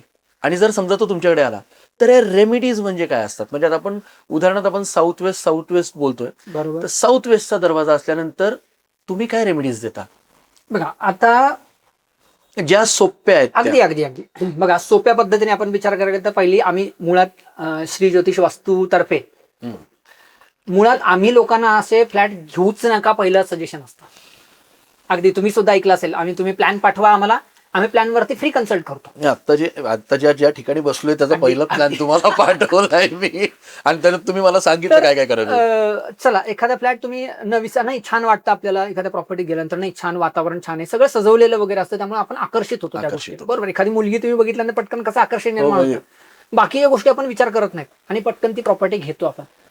तसंच एखादी प्रॉपर्टी घेतली आणि कालमानाने 1.5-2 वर्षांतर त्याचे निगेटिव्ह परिणाम यायल्यानंतर मुळात ती प्रॉपर्टी विका किंवा विकणे हे सोपं नसतं. आज कित्येक प्रॉपर्टी आम्ही बघितल्यात की डेंजर, तर बँकेचे हप्ते चालू असतात, तुमचे सगळं चालू असतं, लोकांकडून पैसे देणं असतं, आणि या अवस्थेत आम्ही फ्लॅट विका असं सांगणं हा सगळं मूर्खपणा आहे. वास्तूला तुम्हाला ट्रीट करता येतं, 100% ट्रीट करता येतं, 100% ट्रीट करता येतं, तीव्रता कमी करता येते, त्याचे निगेटिव्ह परिणाम कमी करता येतात. 100% नाही होत हेही सांगतो. बरोबर आहे. तुम्ही नैऋत्य कोपऱ्यातला साऊथ वेस्टचा दरवाजा आहे, तुम्ही 100% त्याचे परिणाम कमी करू शकत नाहीत, पण 70-75% आपल्याला पोहोचता येतं. म्हणजे खूप झाले अगदी. मग त्याचे त्या दिशेचे जे कलर्स आहेत, त्याच्यात तत्व बॅलन्सिंग प्रकार आहे. मग त्या काही गोष्टी वाढवायच्या असतात, काही गोष्टी कमी करायच्या असतात, त्याच्यानुसार ते तत्वानुसार ते कलर्स वापरले जातात. तुम्ही बघा, तुमच्या आता प्रॉपर्टीमध्ये तुम्ही रेड कलरची साऊथ ईस्ट मध्ये रेड कलरची पट्टी, त्या काही ठिकाणी ती ग्रीन पण येते, ग्रीन पण येते, काही वेळेला ती येलो पण येते. तर ती तत्व बॅलन्सिंग म्हणतात त्याला. त्यानुसार आपण ट्रीटमेंट करू. इव्हन रत्नदीप संस्कार नावाचा एक सुंदर असा संस्कार सांगितलेला प्रॉपर्टीला, तो जरी तुम्ही केला तर त्याचे छान परिणाम तुम्ही घेऊ शकता. बरोबर. 100%. पण म्हणजे अशा गोष्टी तुम्हाला विकायची गरज नाही पडत प्रॉपर्टीला. सर, मला आठवतं की तुम्ही खूप आधी एकदा बोलणं झालं होतं, तुम्ही म्हटलं नॉर्थमध्ये जर WC म्हणजे वॉशरूम असलं तर ते तुम्ही काढायलाच लावता. हो, नॉर्थमध्ये आम्ही आतापर्यंत मी गेले 15 वर्षापासून वास्तू करतो आहे. बरोबर, आतापर्यंत आम्ही साधारणतः हजारो प्रॉपर्ट्या बघून झालेल्या आहेत. ट्रीटमेंट केलेल्या 450-500 प्रॉपर्ट्यांवरती मी स्वतः वैयक्तिक समोर थांबून ट्रीटमेंट केलेली आहे. नॉर्थमध्ये किंवा नॉर्थ ईस्टमध्ये ज्यावेळेस प्रॉपर्टीमध्ये आम्हाला टॉयलेट बाथरूम सापडले, त्यावेळेस कॅन्सरचं प्रमाण आम्हाला खूप आढळलेलं आहे. कॅन्सरचं म्हणजे कॅन्सर होतात अशा प्रॉपर्टीमध्ये, रोग, कॅन्सर सारखे रोग झालेले आहेत. 25 ऍक्टिव्ह माझ्याकडे केसेस आहेत आता. काय बोलताय? हो. त्याच्यानंतर किडनी फेल्युअर हा पण एक विषय आम्हाला त्या ठिकाणी परिणाम जाणवलेला आहे. होतो? हो, प्रॅक्टिकली माझ्या होतो. कोणाला? घरातल्या मेन मूळ मालकाला, ज्याच्या नावावरती जी प्रॉपर्टी आहे त्याला होण्याची शक्यता जास्त असतात, आणि ज्याची इम्युनिटी कमी असते त्या व्यक्तीला सुद्धा होण्याचे परिणाम जास्त असतात अशा प्रॉपर्टी. हे पण सायंटिफिक आहे तसं? 100% सायंटिफिक. तुम्ही बघा, एका वास्तूत गेल्यावरती तुमच्या काय अपेक्षा असतात? एक साधे सिंपल काय अपेक्षा असतात तुमच्या? काही नाही, मस्त हॉल असावा, हॉलमध्ये छान टीव्ही असावा, मोठा सोफा असावा, लोक आले की बसता येईल, मस्त डायनिंग टेबल, आणि सगळ्यात महत्वाची गोष्ट म्हणजे वॉशरूम क्लीन असावं. हे भौतिक झालं. छान घर असावं. या घरात आल्यानंतर मला शांती लाभली. म्हणजे तेच ना, शांती लागली पाहिजे, माझ्या मुलाबाळांना छान राहिले पाहिजे, एकदम रिलॅक्स, आरोग्य झोप लागली पाहिजे, पैसा अडका आला पाहिजे. हो. बरोबर. ही आणि घरात आनंदी वातावरण राहिलं पाहिजे. बस एवढंच असतं. बरोबर. मग हे काय येतो? याच एनर्जी आहे. प्रत्येक दिशा एनर्जी देण्यासाठी तुमच्यासाठी तयार आहे. आय गॉट टू नो की जर तुम्ही कचरा दरवाजाच्या बाहेर नाही टाकला, घरातच सडत ठेवला, तर त्याच्यामुळे बॅक्टेरियल इन्फेक्शन होणार. 100% तसंच आहे विषय हा. हे अगदी पूर्ण सायन्सला धरून या गोष्टी आहेत. ऍक्सेप्ट किती करायचं हे आपल्या हातात आहे. तुम्ही मान्य केलं चांगली गोष्ट आहे, नाही मान्य केलं सोडून द्या. पण असे पण काही लोक आहेत की जे वास्तू वगैरे काही मानत नाही, पण ते एकदम टॉपवर आहेत. मग काय आहे ना, असे पण प्रश्न उद्भवतात. सांगतो, याच्या मागचं कारण सांगतो. याच्या मागे ना मुळात तुमची पत्रिका पण सपोर्टिव्ह लागते. बरं. तुमची नुसती वास्तू चांगली असून उपयोग नाहीये. वास्तूसोबत पत्रिका पण सपोर्टिव्ह लागते. एखाद्याचे ग्रहमान अत्यंत चांगले परिणाम अत्यंत चांगले असतात आणि योगायोगाने हेही सांगतो तुम्हाला त्या व्यक्तीला सुद्धा वास्तू तशीच मिळते. हा बरोबर आहे. त्याच्या ग्रहांचे परिणाम चांगले आहेत, कर्म चांगले आहेत. कर्म चांगले आहेत, त्याला वास्तू चांगलीच मिळणार. एखाद्या बघा व्यक्तींच्या आमच्याकडे बहुतांश येणार राहूच्या महादशेत शनीच्या महादशेत लोकांना आमच्याकडे येणारे खूप आहे. आमचा पण अभ्यास आहे, बरोबर आहे. अशा वेळेला तुमची वाईट डिसिजन घडली जातात. निगेटिव्ह एनर्जी म्हणजे काय, तुम्हाला बरोबर नॉर्थ ईस्ट मध्ये असणारे टॉयलेट बाथरूम तुम्हाला प्रॉपर्टी आवडतात. सॉरी टू से, हा. माझी कुंभ रास आहे हम्म, आणि 2021 ला कुंभ राशीची 7.5 चालू झाली. बरोबर एम आय राईट ऑर बरोबर. मी साऊथ वेस्टचं घर घेतलं, हा, म्हणजे विनाशकारी विपरीत बुद्धी. ऑटोमॅटिक म्हणजे हे तुम्ही करताय असं नाहीये, ते वातावरण तुमच्याकडून करून घेतं, लक्षात ठेवा. त्याच्यातनं मग जेव्हा गुरुजी सांगतात की नको, तर मग तो खड्डा वाचवला जाऊ शकतो. यस. कन्सल्टिंग बघा ना, तुम्ही डॉक्टरकडे जाता, छोटा विषय असतो किंवा काही आरोग्याला प्रॉब्लेम झाला, तुम्ही विचारता कोणाला, डॉक्टरला. डॉक्टरांनाच विचारतो डॉक्टर जे सजेशन देतात ते तुम्ही फॉलो करता आणि मग आपण क्युअर होतो. हे सुद्धा एक प्रकारचं शास्त्रच आहे ना. बरोबर आहे. ह्याला कन्सल्टिंगला विचारायला, एखाद्या तज्ञांना विचारणं गरजेचं आहे. अत्यंत वाईट परिणाम आम्ही बघितलेत वास्तूत. रिअल सांगतो तुम्हाला, ग्रामीण भागातला एक अनुभव सांगतो. शहरी भागातले ते प्रचंड आहे. नाही, शहरी भागातला सांगा ना गुरुजी. शहरी भागातले आत्ता आम्ही काही दिवसांपूर्वी एका वास्तूत गेलो होतो. वय वर्ष 36, मुलगी आहे, वय वर्ष 36 आणि तिला कॅन्सर झालेला आहे. अरे बापरे. घरातली करती धरती एकच व्यक्ती आहे ती, हा. तिला कॅन्सर झालेला आहे. अरे देवा. वडील वारलेले आहेत, आई आहे, बहीण आहे. आणि विशेष म्हणजे चर्चा, आपण जसे चर्चा करतोय आम्ही, त्यांची बॅकची हिस्ट्री घेतो प्रॉपर्टीमध्ये गेल्यावरती. त्यांच्या 4ही फ्लोअरला कॅन्सरचे पेशंट होते. पहिल्या फ्लोअरला कॅन्सरचा पेशंट आहे, सेकंड फ्लोअरला हे स्वतः राहत होते आणि त्याच्यावरती 4ही फ्लोअरला कॅन्सरचे पेशंट होते. सांगायचं मग त्या अर्थ लक्षात ठेवा, जमीन हे पॉझिटिव्ह एनर्जी पण देते आणि तशीच निगेटिव्ह एनर्जी पण देते. पण दिशा कुठली होती ती? नाही, दिशा नॉर्थची एंट्री होती, पण त्या ठिकाणी जीएस ऍक्टिव्ह होता. आता हा अजून पुढचा विषय आहे रिअल सांगायचा. जीएस जिओपॅथिक ट्रेस असं म्हणलं जातं. ओके. जमिनीतून पाण्याचे प्रवाह, जमिनीत पाणी आहे 100% आपल्या, पण ज्या ज्या ठिकाणी ते क्रॉसिंग झालेलं आहे त्या ठिकाणी निगेटिव्ह एनर्जी ऍक्टिव्ह होतात आणि त्यावरती 10 मजल्यापर्यंत हिट करतात. तर त्या निगेटिव्ह एनर्जीवर तुम्ही ज्यावेळेस झोपता त्यावेळेस आरोग्याचे प्रॉब्लेम 100% आढळतात. आत्ता आम्ही मुंबईत एक काम केलं. त्या मिसेस त्यांच्या स्वतः डॉक्टर आहेत, मिस्टर त्यांचे स्वतः वकील आहेत. त्यांच्या आईना कॅन्सर झालेला आहे आणि रिपोर्ट येतात निगेटिव्ह आणि 100% कॅन्सर होतो. हे कसं निगेटिव्ह रिपोर्ट होतं. ती डिस्टर्ब करते वास्तू, तुम्हाला कळूच देत नाही याविषयी. म्हणजे पोखरणं म्हणतात. पोखरणं ज्यावेळेस एकदम 4थ्या स्टेपला ज्यावेळेस कॅन्सर जायचं त्यावेळेस दिसून येतात या गोष्टी. अरे बाप. त्यामुळे तुम्ही माना न माना, वास्तूचं 100% काम करते. सर, आपण असं नेहमी म्हणतो की आता हे तर दिशा वाईज झालं. उत्तर ही कुबेर भगवानांची दिशा आहे, बरोबर. पूर्व पश्चिम असलेलं चालतं, पण शक्यतो नॉर्थ वेस्ट नसावं, नॉर्थ ईस्ट वगैरे. मग त्याच्यावरती तुम्ही सगळ्या रेमेडीज सांगितल्या, या सगळ्या गोष्टी आहेत. मला एवढं माझ्या चॅनलच्या मार्फत माहितीये की आपण आई वडील का म्हणतो, तुम्ही खूप सुंदर बोललात. आपण गुरुजी का म्हणतो, आपण एखादी गोष्ट विचारून का घेतो. म्हणजे आता तुम्हाला उदाहरणच सांगतो, हा फोन हा आम्ही घेतला, तर आपण हा फोन घेताना त्याचे पहिले स्पेसिफिकेशन्स बघतो. जेव्हा 1-1.5 लाखाचा कोणी फोन घेतं, बरोबर. आता आजकाल तर 1.5-2 लाखाचे फोन घ्यायला लागले, तर कुठलाही फोन असेल तो घेताना 15,000चा फोन, तर आपण काय करतो, त्याची कॅमेरा क्वालिटी किती चांगली आहे, जसं तुम्ही आता सांगितलं, त्याची रेंज केवढी आहे, त्याची बॅटरी बॅकअप किती आहे. मग सॅमसंगचाच घ्यायचा का आयफोन घ्यायचा का कुठला XYZ असेल, त्याचे स्पेसिफिकेशन चेक करून आपण फोन घेतो. तर आपल्या सगळ्यांना सांगणं आहे, वास्तू घेताना या गोष्टी का विचार करत नाही, हे तुमचं उत्तर. अगदी 100%. मी फोनवरनं उदाहरण दिलं, फारच सुंदर वाटलं. क्या बात आहे. म्हणजे खरं सांगतो की त्या काळातही आपण म्हणतो, म्हणजे जसं गुरुजी आम्हाला सगळ्यांना मार्गदर्शन करतात, त्या दोन्ही गुरुजींपैकी आमचे एक मंगेश गुरुजी. मला एक सांगायचं आहे की आपण म्हणतो ना की अरे दक्षिणेकडे पाय करून झोपलं नाही पाहिजे. मला अजून आठवतं, आमचे कोथरूड विधानसभा मतदारसंघाचे आमदार, आमचे कुटुंब प्रमुख मंत्री साहेब आदरणीय चंद्रकांत दादा पाटील, हे माझ्या भावाच्या घरी आले होते एकदा आणि असंच बोलत होते. ते म्हटले, दक्षिण दिशेच्या समोर कुठलंच कार्य करायचं नाही म्हटले. जेवण तर सोडाच, बरोबर. पण समोर दक्षिण दिशा आहे, तिथे बघून काहीच कार्य करायचं नाही. हे दादांनी सांगितलेलं होतं. अजूनही मला आठवतं, ते बसताना बोलले की नाही करायचंच नाही. जसं तुम्ही मला, आपण म्हणतो ना की अरे दक्षिणेकडे पाय, तर या ग्रॅव्हिटेशनल फोर्स आहेत आपण. हो 100%. तुम्ही बघा ना, साऊथ जी आहे ना आपली, ती आपली पृथ्वी ना काही अंश कललेली आहे. हो कललेली आहे, बरोबर आहे. नॉर्थ कडे कललेली आहे, कललेली आहे, आणि साऊथ त्याचा वरचा भाग आहे. ठीक आहे. म्हणजे सायंटिफिकली आपण विचार ज्यावेळेस करतो, दक्षिणेकडे डोकं करावं, उत्तरेकडे पाय करावं, याचं रिझन बघा. तुम्ही ज्यावेळेस या पोझिशनला झोपता, डोकं वर आणि पाय खालती, तुमचं रक्ताभिसरण प्रॉपर राहतं. हो, बरोबर विरुद्ध दिशेला झोपा, डोकं दक्षिणेकडे पाय करा आणि उत्तरेकडे डोकं करा. म्हणजे आपण जे शीर्षासन करतो ते सेकंदासाठी करतो, दिवसभर थांबलं तर विषयच विषय संपला. हे निगेटिव्ह वेव्स.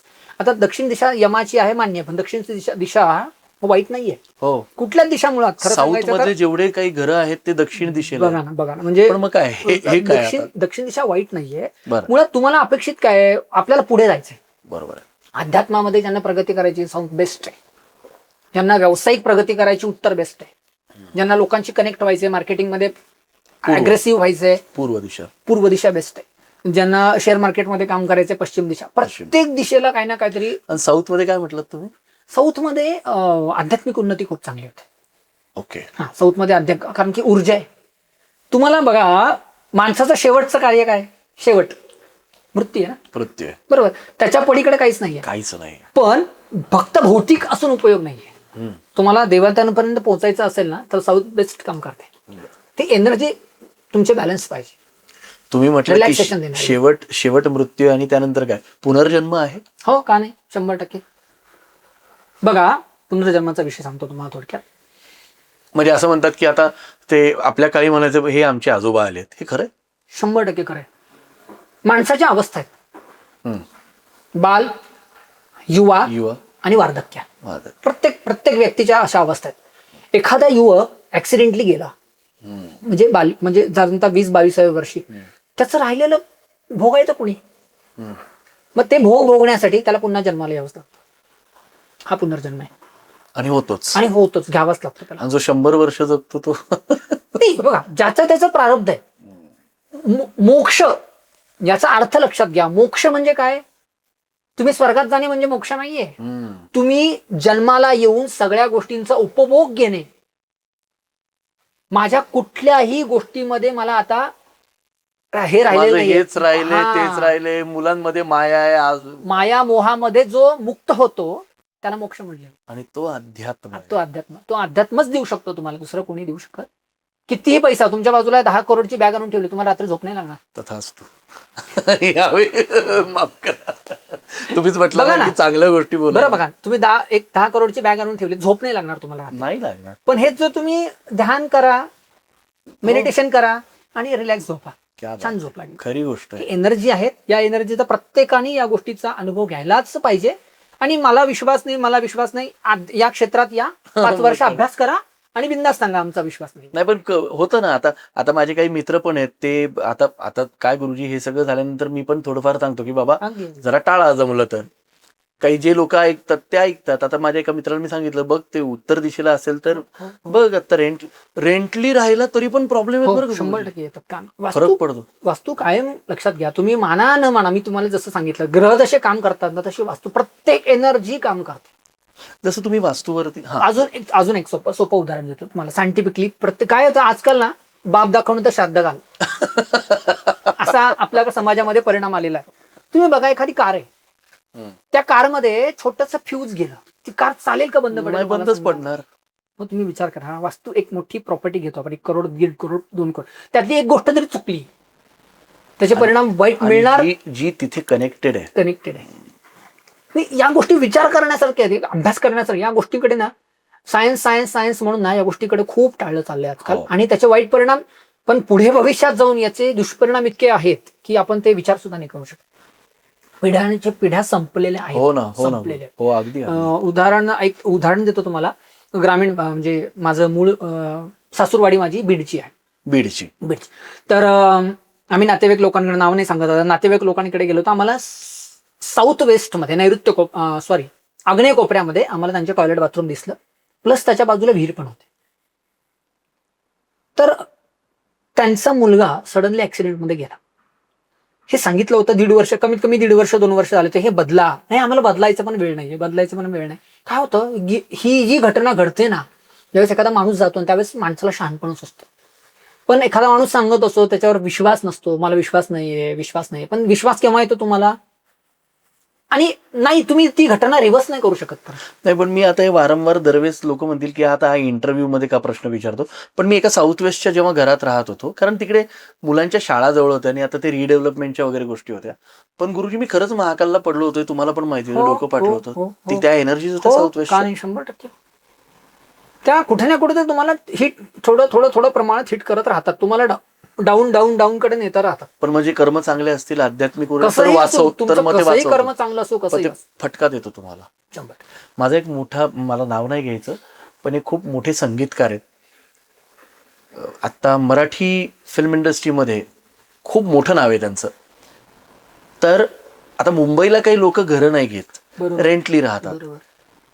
त्यांनी मला सांगितलं होतं की त्यांचं ऑफिस आणि घर साऊथ वेस्टला होतं. बाहेर जाताना ते म्हटले, दिग्विजय जे काही 2.5 वर्षात धुवून काढलं ना मला, बरोबर.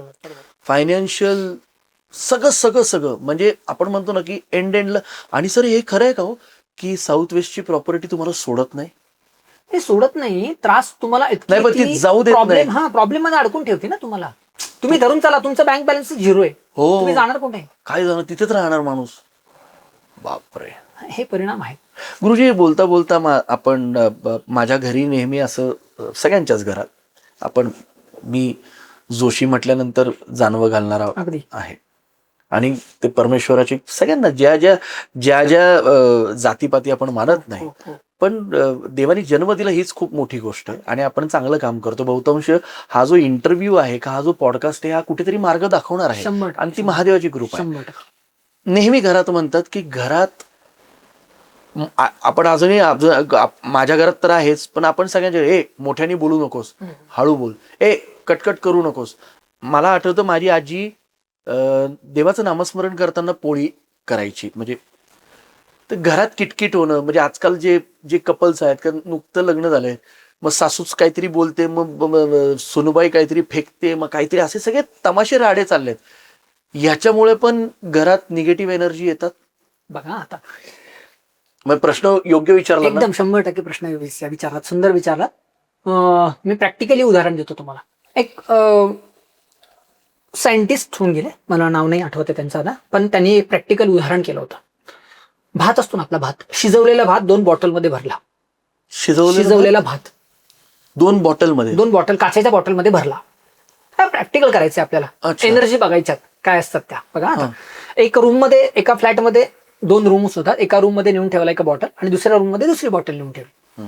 एका बॉटलच्या जवळ जायचा, त्याला म्हणायचं, अरे तू किती छान आहेस, तुझ्यामुळे माझं पोट भरतंय, तुझा वास किती छान आहे, तू किती लोकांचं पोट भरतोस, बघा ना. आणि तृप्तता मिळते जेवणात. आपण शेवटी भात घेतो, तृप्तता मिळते, मानसिक आनंद मिळतो. दुसऱ्या भाताच्या बॉटलच्या जवळ जायचा, भाताला त्या शिव्या द्यायचा, त्याला तू किती नालायक आहेस, तुझ्यामुळे माझं असं होतं, तुझ्यामुळे, त्याला शिव्या द्यायचं.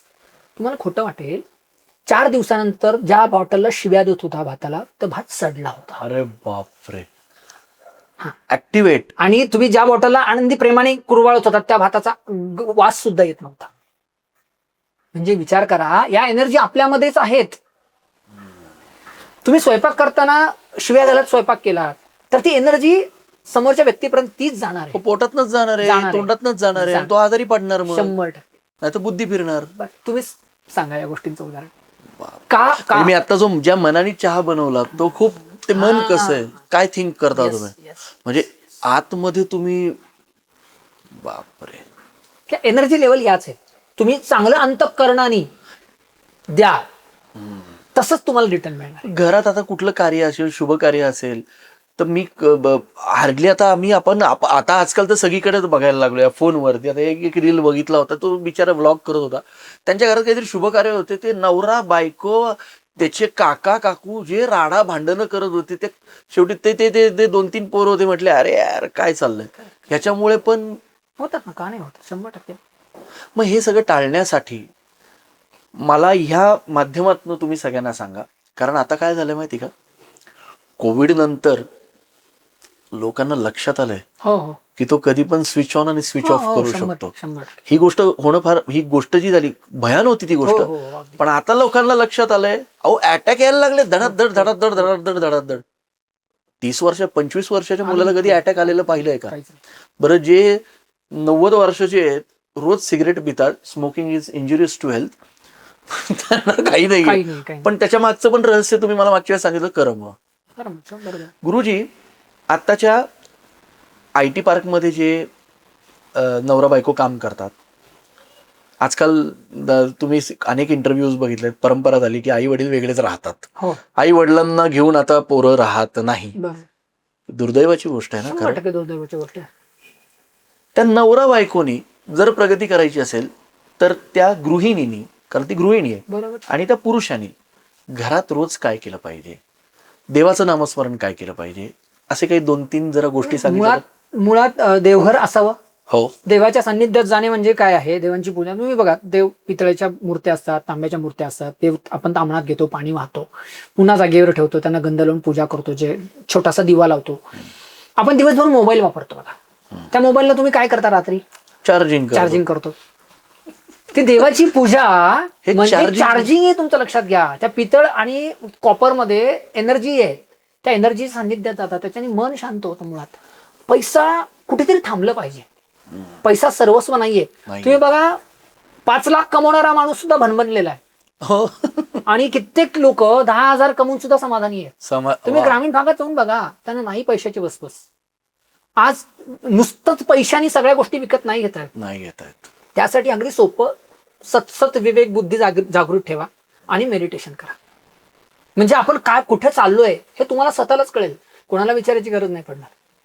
आपण योग्य आहोत का अयोग्य वागतोय. जसं मंदिरात दिवा 24 कंटिन्यू प्रज्वलित असतो, तसं घरातही असतं. 100% का नाही. काय फरक पडतो त्याने? तुम्ही बघा ना, एक वातावरण आहे. आपल्याला, आपण ना, समृद्धी असेल, पैसा असेल तरच सगळ्या गोष्टी आपल्याला व्यवस्थित चालणार आहेत. आणि लक्ष्मी असेल तरच आपण सगळ्या गोष्टीचा उपभोग घेऊ शकणार आहे. आता तुम्ही एक दिवा म्हणालात, बरोबर, खूप अतिशय सुंदर प्रश्न विचारला. मी आता दिव्याचं उदाहरण किती मोठं देतो. आणि दिव्यात 2 वाती असाव्या ना. 2 वाती असाव्या. दिवा पेलवत असावा. प्राण ज्योत आहे, बरोबर. तुम्ही औक्षण करता. हो. एखाद्या मुलाला वाढदिवस असेल तर आपण औक्षण करतो, बरोबर. तो स्वतः दिवा स्वतः जळून त्याचा प्रकाश आम्हाला देतो. तसं आमचं आयुष्य सुद्धा प्रकाशमान हो. बरं, त्या दिव्याचं किती महत्व आहे बघा. अग्नी हा पैसा देणार आहे. हो, बरोबर. कसं मी स्वतः माझ्या अभ्यासातला वैयक्तिक विषय, पटत असेल तर अवश्य घ्यावा. तुम्ही शेगावला गेलात कधी? नाही, जायचंय.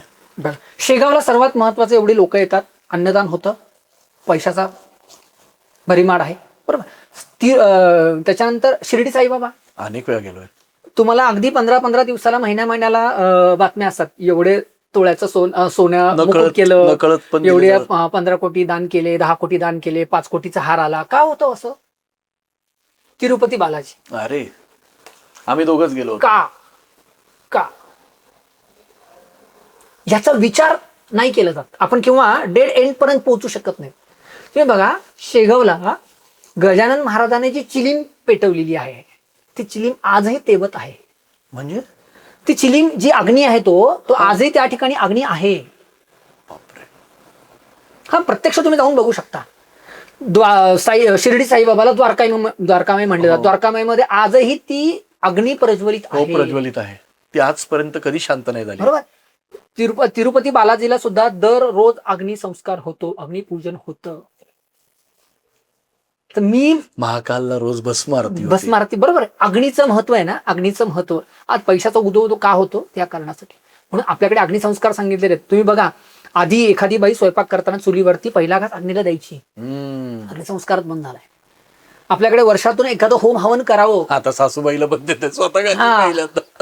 होम हवन आपण जेव्हा करतो त्यावेळेस अग्नीला आहुती देतो. तो अग्नी तुमचं आयुष्य प्रकाशमान करणार आहे. सूर्य म्हणजे पण अग्नी. हा, सूर्य म्हणजे सुद्धा अग्नीच आहे. म्हणजे आपण मग ते दिवा लावणं गरजेचं आहे का नाही, मला सांगा. आहे की. किती सूक्ष्म विचार करणं गरजेचं आहे. अग्नी अत्यंत देवापुढे कायम दिवा. आम्ही तर सर्वांना सांगत असतो, तुम्ही देवापुढे कायम दिवा. त्या दिव्याच्या रूपात देवता असतात. अग्निदेवता आहे. आणि आपली आयुष्य सुद्धा प्राणज्योतच आहे ना शेवटी. खरी गोष्ट आहे. तो जोपर्यंत तेवत आहे तोपर्यंत आपण चालू आहोत. तो ज्यावेळेस बंद होईल त्यावेळेस आपण आजकाल दिवाळीत खोटे दिवे लावतात. ठीक आहे, तो नॉर्मल विषय. प्रकाशमान हो, एनर्जी वाढव. आता लाईट सुद्धा आपण लावतो ही प्रकाश आहे ना. हो त्याच्याशिवाय आपण हे करू शकत अगदीच. नाही. आयुष्य सुद्धा प्रकाशमान व्हावं हा मूळ त्याचा मागचा उद्देश आहे. गुरुजी, आपण एवढ्या सुंदर चर्चा करतोय आज. खरं म्हणजे पाहायला गेलं तर आपल्या महादेवाची कृपा आहे बरोबर की त्यांनीच जीवन दिलंय आणि आम्ही महादेवाच्या चरणी आहोत. आणि हे सगळं हे आम्ही नाही केलेलं. आम्ही नेहमी म्हणतो सगळ्यांना आल्यानंतर की तुम्ही येणं पण ही महादेवाची इच्छा आहे. 100%. हे कॅमेराचा सेटअप येणं ही त्यांची इच्छा आहे. आम्ही काहीच नाही केलं, हे सगळं ते करतात. हे सगळं करत असताना आता हे सगळं टेक्निकल आणि इलेक्ट्रिकल वस्तू आहेत. जसं तुम्ही म्हटलात की वस्तूमध्ये पण एनर्जी आहे. हो आणि मी त्या प्रश्नाकडे वळतो की आज तुम्ही काहीतरी 2 गोष्टी आणलेल्या हो, आहेत आणि मी ह्याच्याबद्दल विचारणार आहे. आपल्या सर्वांना दिसत असेल, आपणच हातात घेऊन ते ह्या कॅमेरा समोर दाखवू आणि त्याचं एडीएस तुम्हाला 777 उचलू मॅक्स. दिसतात का ह्याच्यात?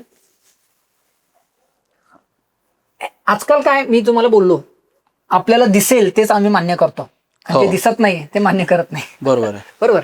तसं हे ओरा स्कॅनर आहे. ओरा स्कॅनर म्हणजे ज्या एनर्जी डोळ्यांना दिसत नाहीत. तुम्ही बघा आता एनर्जी म्हणजे काय अजून एक छोटस समजून सांगतो. आपल्याला हवा दिसत नाही. हा? हवा दिसत नाही. हवा दिसत नाही. मंदिरात जाता आपण मंदिरात जातो.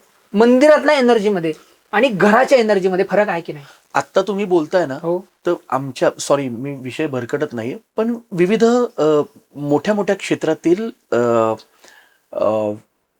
व्यक्तिमत्व इथे पॉडकास्ट द्यायला येतात. जसे जसे व्यक्ती आहेत ना तशा तशा एनर्जीज आम्हाला जाणवल्या. जाणवतात. बरोबर. मी आता खरं सांगतो, मी खोटं बोलत नाही, कारण मी फार आता जवळ आहे त्या प्रवासाच्या. मला वाईब्स कळतात. आत्ताची वाईब्स खूप जास्त प्युअर झालेत असं मला वाटतंय. ते मला फील होतंय, तुला पण फील होतं, आम्हाला फील होतं.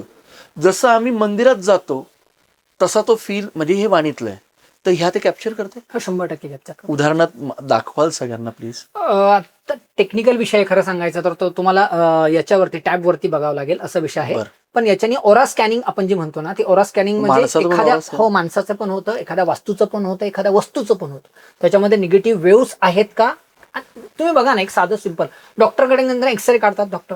हो. एक्सरे मध्ये दिसतं तुम्हाला प्लस मायनस. सेम हा एक्सरे बस, बाकी वेगळं पण काय. ह्याचं थोडंसं तुम्ही उदाहरण दाखवू शकाल?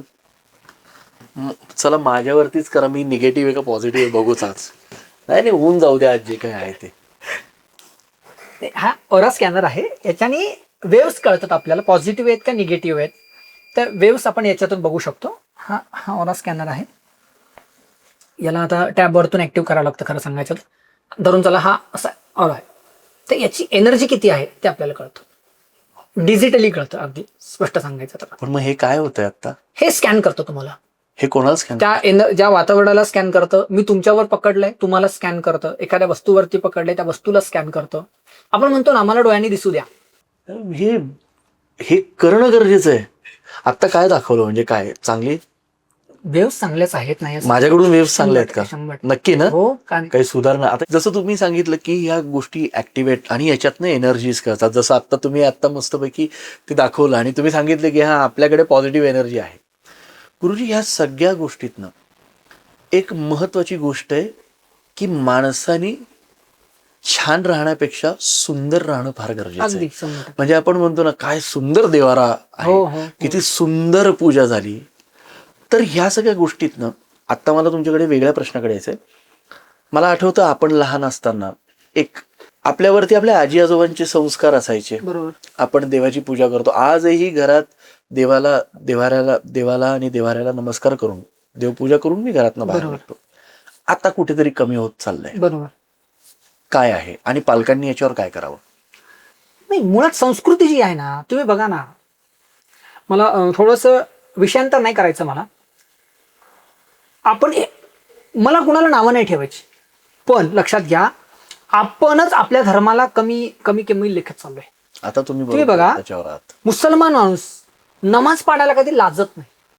हो, ते कुठेच चालू झालं की कुठेही त्यांची वेळ झाली की मी पुणे मुंबई एक्सप्रेस हायवेला कित्येक वेळा आम्ही हायवेवर पण बघितलंय, साईडला बरोबर आहे. पण आमच्या हिंदू माणसाला मंदिरात जाऊन नमस्कार करायला आपण किती वेळा मंदिरात जातो हो? आठवड्यातून एक दिवस जरी विचार करायला गेला तर आपण आठवड्यातून एक दिवस सुद्धा मंदिरात नाही जात नाही. आपण आपली संस्कृती कमी कमी करत चाललेली आहे. तुम्ही बघा, लहान मुलाला शुभम करोती संध्याकाळी म्हणायला सांगितलं जातं. हो, शुभंकरी येतच नाही आता. मुळात आईने देवापुढे दिवा लावला तर ती मुलं संस्कार शुभम करोती म्हणणार आहेत. इथे आईलाच वेळ नाहीये. कारण आईला सिरियल बघायचे आहेत. तर हे संस्कृती खरं मुळात जतन झाल्या तरच या गोष्टी पॉझिटिव्ह तुम्हाला हे करणार. अन्यथा पुढची पिढी आपण म्हणजे निगेटिव्ह गोष्टीकडे चाललो आपण सगळ्या गोष्टी आता दिसतंय ना, दिसते. त्याचे वाईट परिणाम भोगतोय. ओ अहो, लहान लहान पोरं आता तुम्ही बघताय काय होत चाललंय हो, पुण्यात. हो, हो. हे आपण हे हे संस्कार. कमी असणे हेच मुळात त्याचं हे कारण आहे. गुरुजी, मला एक प्रश्न विचारायचा आहे की असं म्हणतात की घरात नॉनव्हेज बनवावं नाही. आता लोक ज्यांना खायचं ते नाही, बनवणार. विषय कसा आहे लक्षात घ्या. वातावरण मान्य नॉनव्हेज पण नॉनव्हेज नका खाऊ असं आपण कोणाला सांगू शकत नाही सांगू शकत. प्रत्येक व्यक्तीचे विचार आहेत. जन्मना जायते शूद्र, जन्माने सगळेच शूद्र आहेत. कर्माने माणूस ब्राह्मण होतो, वैश्य होतो, शूद्र होतो, कर्माने होतो. आपण कोणाला नावं नाही ठेवत. लक्षात घ्या, एखादा क्षत्रिय आहे, त्याला ताकदीची गरज आहे आणि त्याला तुम्ही नॉनव्हेज खाऊ नका असं जर सांगाल तर त्या वेळेपणा होतो. खरं सांगायचं त्याला खाणं. हा, तुम्ही सात्विक कर्म करताय, तुम्ही लोकांना उपदेश करताय, चांगल्या गोष्टी करताय, एखादे गुरुजी आहेत किंवा एखादे महाराज आहेत धरून चाला आणि त्यांनी नॉनव्हेज खाणं चुकीचं आहे ना. चुकीचं आहे. चुकीचं आहे. तामसी वृत्ती वाढते. तामसी वृत्ती तुम्हाला युद्धासाठी गरजेची आहे. हे खरंय. हो, तामसी वृत्ती तुम्हाला युद्धासाठी गरजेची आहे. युद्धासमोर माणूस तलवार घेऊन आलाय आणि तुम्ही त्याला जर छान गोड बोलायला गेला तर तो आपलं कधी काटछाट करून निघून जाईल. हो, पण मला आठवतं की जे नॉन व्हेजिटेरियन असतात ते एकदम असे रागीट असतात, तामसी बुद्धी. नॉन व्हेजिटेरियन, हा येस बरोबर आहे. नॉनव्हेज खाणारे व्यक्ती तामसी असणारच 100%. वाघाचं कार्य काय आहे? खाणं. वाघाला घाबरतात की नाही तुम्ही? प्रत्येक जंगलाचा राजा त्याला म्हटलं जातं. सिंहाला आणि वाघाला. तुम्ही बघा ना, एक सामान्य विषय कसा आहे, माणसाची प्रकृती आहे. माणसाची प्रकृती, साधं अन्न, शिजवलेलं अन्न तुम्ही ज्यावेळेस खाता त्यावेळेस 3 तास लागतात तुम्हाला डायजेशन व्हायला. हो, डायजेशन व्हायला. नॉनव्हेज तुम्ही जे खाता ना, 3 तासात डायजेशन होत नाही. कुठल्या डॉक्टरला विचारून बघा. नाही होत. त्याला किती तास लागतात? मिनिमम 6 तास लागतात. डबल 6 तास, 12 तास लागतात. 12 तास लागतात. हे हा, ज्याला युद्ध करायचंय, ज्याला ताकद पाहिजे, ज्याला कुस्ती खेळायची आहे, त्याने नॉनव्हेज खावं. ते क्षत्रिय कार्य आहे. ते कार्य क्षत्रिय. तुम्ही ज्ञानार्जन करताय, तुम्ही लोकांना उपदेश देताय, नाही खाल्लं. हे या ठिकाणी नॉनव्हेज नाही चालणार तुम्हाला 100%. पण तसं पाहायला गेलं तर अनेक जण म्हणतात की मोठे मोठे लोक प्युअर व्हेजिटेरियन आहेत. 100% अंबानी साहेबांच्या घरात प्युअर व्हेजिटेरियन आहेत. हो, 100% अगदी. हे मी ऐकलं. हो, आहे 100%. ठीक, प्रत्येकाची हे आहे धरून चला. पण तुम्हाला जायचंय कुठे त्यानुसार तुम्ही अन्न ग्रहण करा. तुम्ही बघा, साधू संत योगी लोक आहेत ना, दिवसातून फक्त एकदाच जेवतात. आता मी प्रयागराजला जाऊन आलो, काही तर खात पण नाही. जेवत पण नाही. का तर ती एनर्जी वायूवरती पण जगतात. हो, आहेत. नर्मदेच्या काठावरती रील्स वगैरे सुद्धा बघायला मिळतात आपल्याला. दादा महाराज म्हणून आहेत, हो, ते फक्त पाण्यावरती जगतात. अन्न कित्येक वर्षात त्यांनी अन्न ग्रहण केलेलं नाहीये. अरे देवा, ती एनर्जी हे सगळं तिथूनच तिथूनच येतं. हे आत्ताचे हे योगी पुरुष हजारो कालावधी वर्षापासून योगी पुरुष आलेले आहेत आणि यांना आपण फाईट नाही करू शकत. लक्षात ठेवा, जे आहे ते मान्य करा, त्यांचे आशीर्वाद घ्या आणि पुढे चला. एक आपली जी पिढी आहे म्हणजे 80s आणि 90sची, ती आता ह्या एजमध्ये खूप आध्यात्मिक गोष्टींकडे वळायला लागली. मी स्वतः आता मला जाणवतं, माझ्या DOPला जाणवतं, माझ्या डिरेक्टरला जाणवतं, माझी बायको, आम्ही या सगळ्या गोष्टी छान. आणि ते केल्यानंतर काय होतं, कुठली गोष्ट मिळावी म्हणून आम्ही करत नाही, ते केल्यामुळे आम्ही प्रसन्न वाटतो. मानसिक समाधान खूप छान गोष्टीतून मिळतं आणि दुसरं मानसिक समाधान तुम्हाला कोणीच देऊ शकत कोणीच नाही देऊ शकत. अजून एक छोटासा पटेल, हो, पटलं तर व्हिडिओ ठेवा. नाही ठेवणारच. थोडंसं काही नाही, हे सगळं रेकॉर्ड होतं, प्लीजच बोला. तुम्ही बघा, आपण कोणाची पूजा करतोय? बरोबर आहे, आपण कोणाची पूजा करतोय? माझ्या अभ्यासातून हा आलेला विषय. मूर्तीपूजक आहोत, सनातन लोक मूर्तीपूजक आहेत. हो, बरोबर. हिंदू संस्कृतीमध्ये आपल्याला मूर्ती आहे, बरोबर. गणपतीची मूर्ती आहे, दत्ताची मूर्ती आहे, भगवान शंकरांचे शिवलिंग आहे, आपण त्याची पूजा करतो. आपण पूजा कशाची करतोय? एका मूर्तीमध्ये प्रत्यक्ष देवतांना बोलून त्यांची पूजा करतो. गणेश चतुर्थीच्या दिवशी आपण मूर्ती आणतो, त्या गणपतीची प्राणप्रतिष्ठा करतो, बरोबर. बाकीचे पंथ आहेत, मला कुठल्या धर्माला किंवा पंथाला नावं नाही ठेवायची. पूजा कशाची करतात? मुस्लिम धर्मामध्ये एखादी व्यक्ती गेल्यावरती त्याचं पुढे काय होतं? त्याला जमिनीमध्ये काढतात, त्याच्यावरती थडगं बांधतात, त्याची पूजा करतात. बघा पटत असेल तर हो म्हणा, नसेल तर नाही म्हणा. बरोबर आहे. ख्रिश्चन धर्मामध्ये एखादी व्यक्ती गेल्यानंतर त्याला बॉक्समध्ये बंद करतात, त्याला सुद्धा जमिनीत गाडतात, हा त्याच्यावरती तो सिम्बॉल लावून त्याची पूजा करतात. तुम्ही पूजा करताय कशाची? हे सांगणार, स्पष्ट सांगणार कोणी नाही आज, लक्षात ठेवा. कोणीच नाही. हे तुम्ही बघा, एखादं लहान बाळ एखाद्या आईला आवाज देतं, त्यावेळेस त्याची आई येते का नाही येत? येते ना. मग आपल्याला ज्या लोकांनी जन्माला घातलेलं आहे, ज्या देवतांनी जन्माला घातलेलं आहे, तुम्ही बोलवल्यानंतर ते येणार का नाही येणार? तुम्ही पूजा कशाची करताय आणि बाकीचे पंथ पूजा? मग तुम्ही चाललात कुठे? तुमचा मार्ग कुठला आहे? हा आपल्या हिंदू लोकांनी विचार करायला पाहिजे. नमो पार्वती पतये हर हर महादेव. क्या बात आहे गुरुजी. या गोष्टी विचार करण्याच्या गोष्टी आहेत, बस वाक्य नाही. त्यामुळं नाही, विश्वास नाही, हे चुकीचं आहे. असेच तेजस्वी पंतप्रधान या हिंदुस्थानाला लाभले ते म्हणजे नरेंद्र मोदीजी, आणि महाराष्ट्र राज्याला लाभलेले तेजस्वी पुरुष म्हणजे देवेंद्रजी फडणवीस. खरंच हे बहुतेक मला असं वाटतं ना की हे दैवी ताकद घेऊनच आलेले. त्याशिवाय चालूच शकत नाही. दैवी ताकदच लागतो, तुम्हाला लक्षात घ्या. दैवी ताकद असल्याशिवाय तुम्ही माणूस पुढे जाऊच शकत नाही. हे आहे हिंदुत्व. हा हिंदुत्व आहे. गुरुजी पुढे वळतो. असं वाटतं आपल्याशी तासन तास केवढं ज्ञान नाही. आज खरं सांगतो, आम्हाला खूप शिकायला मिळतं, आणि शिकण्यापेक्षा आम्ही समजतोय. शिकणं नसावं, समजणं गरजेचं. जो समजतो तो समजूतदार असतो. मला असं विचारायचं आहे की आता जसं आपण 8 वर्षाचे होता मंगेश कुलकर्णी गुरुजी, त्या 8व्या वर्षी तुम्ही गुरुपरंपरेत गेला, गुरुकुलात गेला, आळंदीला. हा पॉडकास्ट ऐकताना अनेक असे घरातले लोक ऐकतायत तुम्हाला, का ऐकत असतील, आणि जर त्यांना त्यांच्या मुलांना का त्या मुलामध्ये इच्छा असेल आणि त्याला 8 वर्षाचा असताना गुरुकुलात पाठवायचं असेल, तर ती काय प्रोसेस आहे, तुम्ही सांगू शकाल? आपल्याकडे मुंज होते बघा. हो बरोबर. मुंज झाल्यावरती मुळात घरातल्या लोकांची जी तयारी असेल, 8 वर्षाची असताना मुंज. 8 वर्ष, 9 वर्ष, अगदी 10 वर्षापर्यंत सुद्धा चालू शकतं. मुंज झाल्यावरती आपली संस्कृती सांभाळायची असेल, वेदांचं अध्ययन करायचं असेल, वेद समजून घ्यायचे असेल, तर अवश्य त्यांनी पाठशाळेत टाकावं. प्रोसिजर तुम्हाला त्या तुमच्या आजूबाजूला कुठे महाराष्ट्रात तुम्ही जिथं आहात, तर उज्जैनला पाठशाळा आहे, आळंदीला पाठशाळा आहे. बरोबर. ज्या ठिकाणी जाऊन तुम्ही आधी भेटायचं, तिथल्या गुरु लोकांना भेटायचं, मग त्या लोकांना त्या विद्यार्थ्याची परीक्षा घेतात. अच्छा. त्याला लिहिता वाचता येतंय का, त्याला संस्कृतचं ज्ञान आहे का, त्याला मनाचे श्लोक येतात का, रामरक्षा येते का, 8व्या वर्षी असताना. म्हणजे श्लोक वगैरे. अच्छा. हा आपण रामरक्षा म्हणतो ना, शुभं करोती, रामरक्षा, भीमरूपी, या गोष्टी येतात का, या गोष्टींची तिची परीक्षा घेतली जाते. त्याला फक्त येतं की नाही हे बघितलं जातं, आणि त्यानुसार त्याला ऍडमिशन द्यायचं की नाही ती प्रोसिजर सुरुवात होते. मग ते ऍडमिशन मिळाल्यावरती सुद्धा पुढे 2 महिने त्याचं ट्रेनिंग असतं. बरं. हा मग त्या 2 महिन्यामध्ये तो वागतोय कसा, तो राहू शकतो का. ते लहान मुलं असतात. 8व्या वर्ष म्हणजे फार मोठं नाही हो. आई वडिलांना सोडून शक्य नाही आहे. आज 2री 3रीतला पोरगा, आज 12वीची मुलं आई वडिलांना सोडून राहू शकत नाही. तर त्या 2 महिने लग्न झाल्यानंतर आई वडिलांना सोडून जाणारे पर्यायच असतो. आई वडिलांना सोडून जाणारे पोरं बघितलं. त्या 2 महिन्यामध्ये त्याची हे बघितलं. पण चुकीचं आहे ना. काय? आई वडिलांना सोडून जाणं 100% तुमच्या बाबतीत तेच होणार आहे. तुम्ही जसं वागताय ना सायकल, तसं ही सायकल तुमच्या बाबतीत तेच होणार, लक्षात ठेवा. कारण की त्या लहान ज्यावेळेस तुमची मुलं जन्माला येतील, माझे आजी आजोबा कुठे आहेत हे ज्यावेळेस सांगू शकणार नाही, ते तर तुमच्या बाबतीत तेच होणार, लक्षात ठेवा. जे पेरलं ते उगवणार आहे. अगदी सरळ. तर तुम्ही काहीतरी सांगत होता. 2 महिन्यामध्ये त्याची पूर्ण हे बघितली जाते, त्याची थांबण्याची ताकद आहे का, रडतायत का मुलं, बरोबर, तो थांबू शकतो का, तो अभ्यास करू शकतो का, तो पाठांतराची त्याची लेवल काय आहे, हे सगळं बघून त्याला मग 2 महिन्यानंतर कंटिन्यू केलं जातं.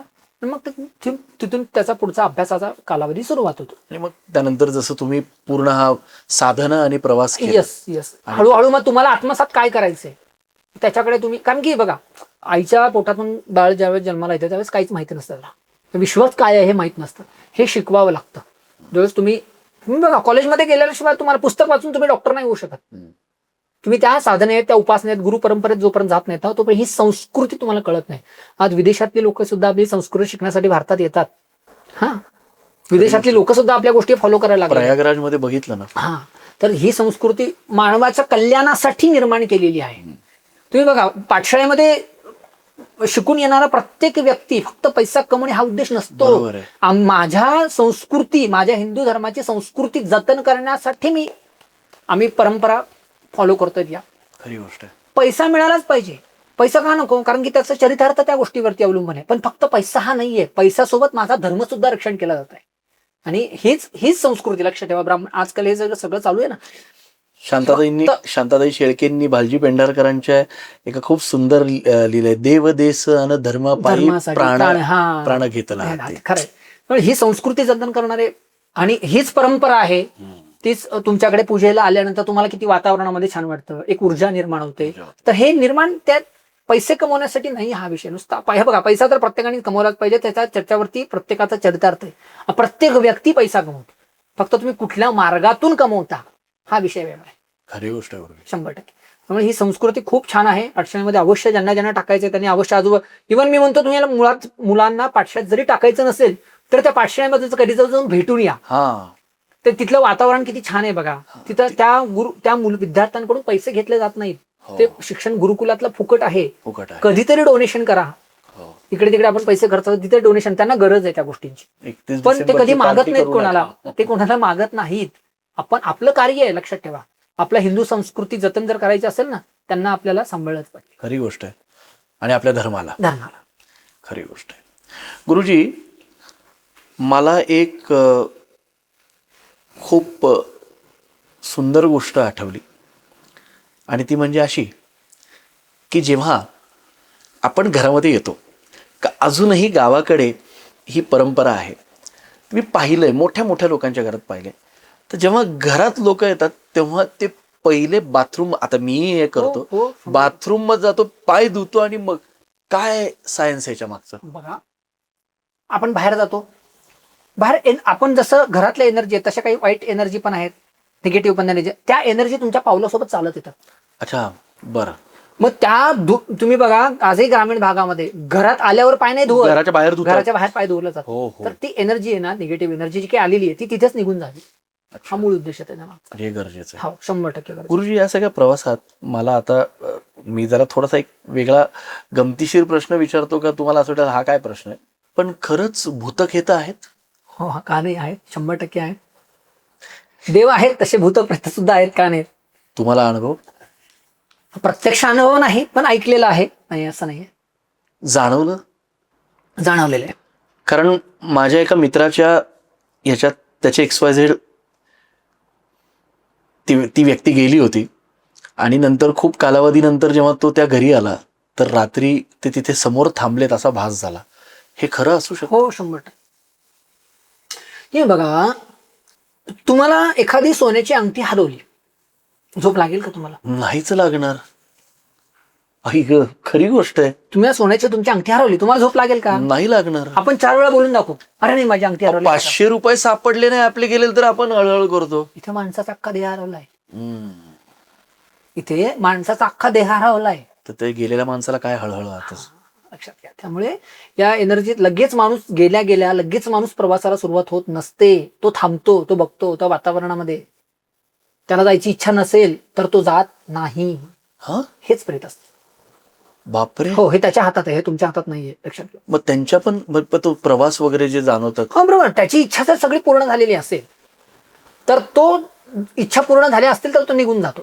जर त्याच्या इच्छा पूर्ण झाल्या नसतील तर तो इथं थांबून दुसऱ्याच्या शरीरामध्ये जाऊन तो इच्छा पूर्ण करून घेतो स्वतःची.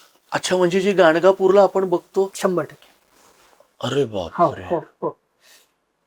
100%. ओ, हे जात नाही. काही वेळेला मुद्दाम सोडलेलं पण असतं, आणि काही वेळेला ते कसं असतं, काही एनर्जीज असतात, त्यांच्या वेळा असतात, त्या वेळेमध्ये तुम्ही त्या ठिकाणी प्रवास करून येत, असा विषय. अगदी आता मला लक्षात आलं की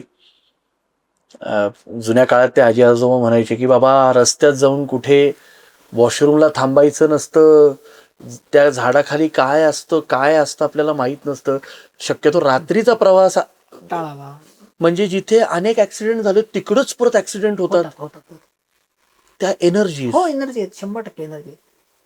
यासाठी देवाचं नामस्मरण खूप. विशेष करून रुद्राक्षाची माळ कायम जवळ ठेवावी. तुम्हाला निगेटिव्ह एनर्जी जर बघायच्या नसतील किंवा त्रास होऊ नये असं वाटत असेल तर कायम रुद्राक्षाची माळ जवळ ठेवा. गाडीत ठेवा, जवळ ठेवा. त्या रुद्राक्षाच्या माळेने सुद्धा या गोष्टी त्रास होत नाही, तुमच्या जवळ येत नाहीत या गोष्टी. गुरुजी, तुम्हाला कसं वाटलं? तुम्हाला वाटलं होतं कधी आता तुम्ही याल आमच्या पॉडकास्ट मध्ये? नाही, तुम्ही बोलवलं, तुम्ही खरंच छान, म्हणजे छान विषय लोकांसमोर मांडायचा प्रयत्न करताय. मुळात खरंच खूप सुंदर वाटलं मला, आणि हा विषय प्रत्येकाने ऐकावा, समजून घ्यावा. वास्तू ही कायम तथास्तूच म्हणत असते, त्याचा सर्वांनी अनुभव घ्यावा.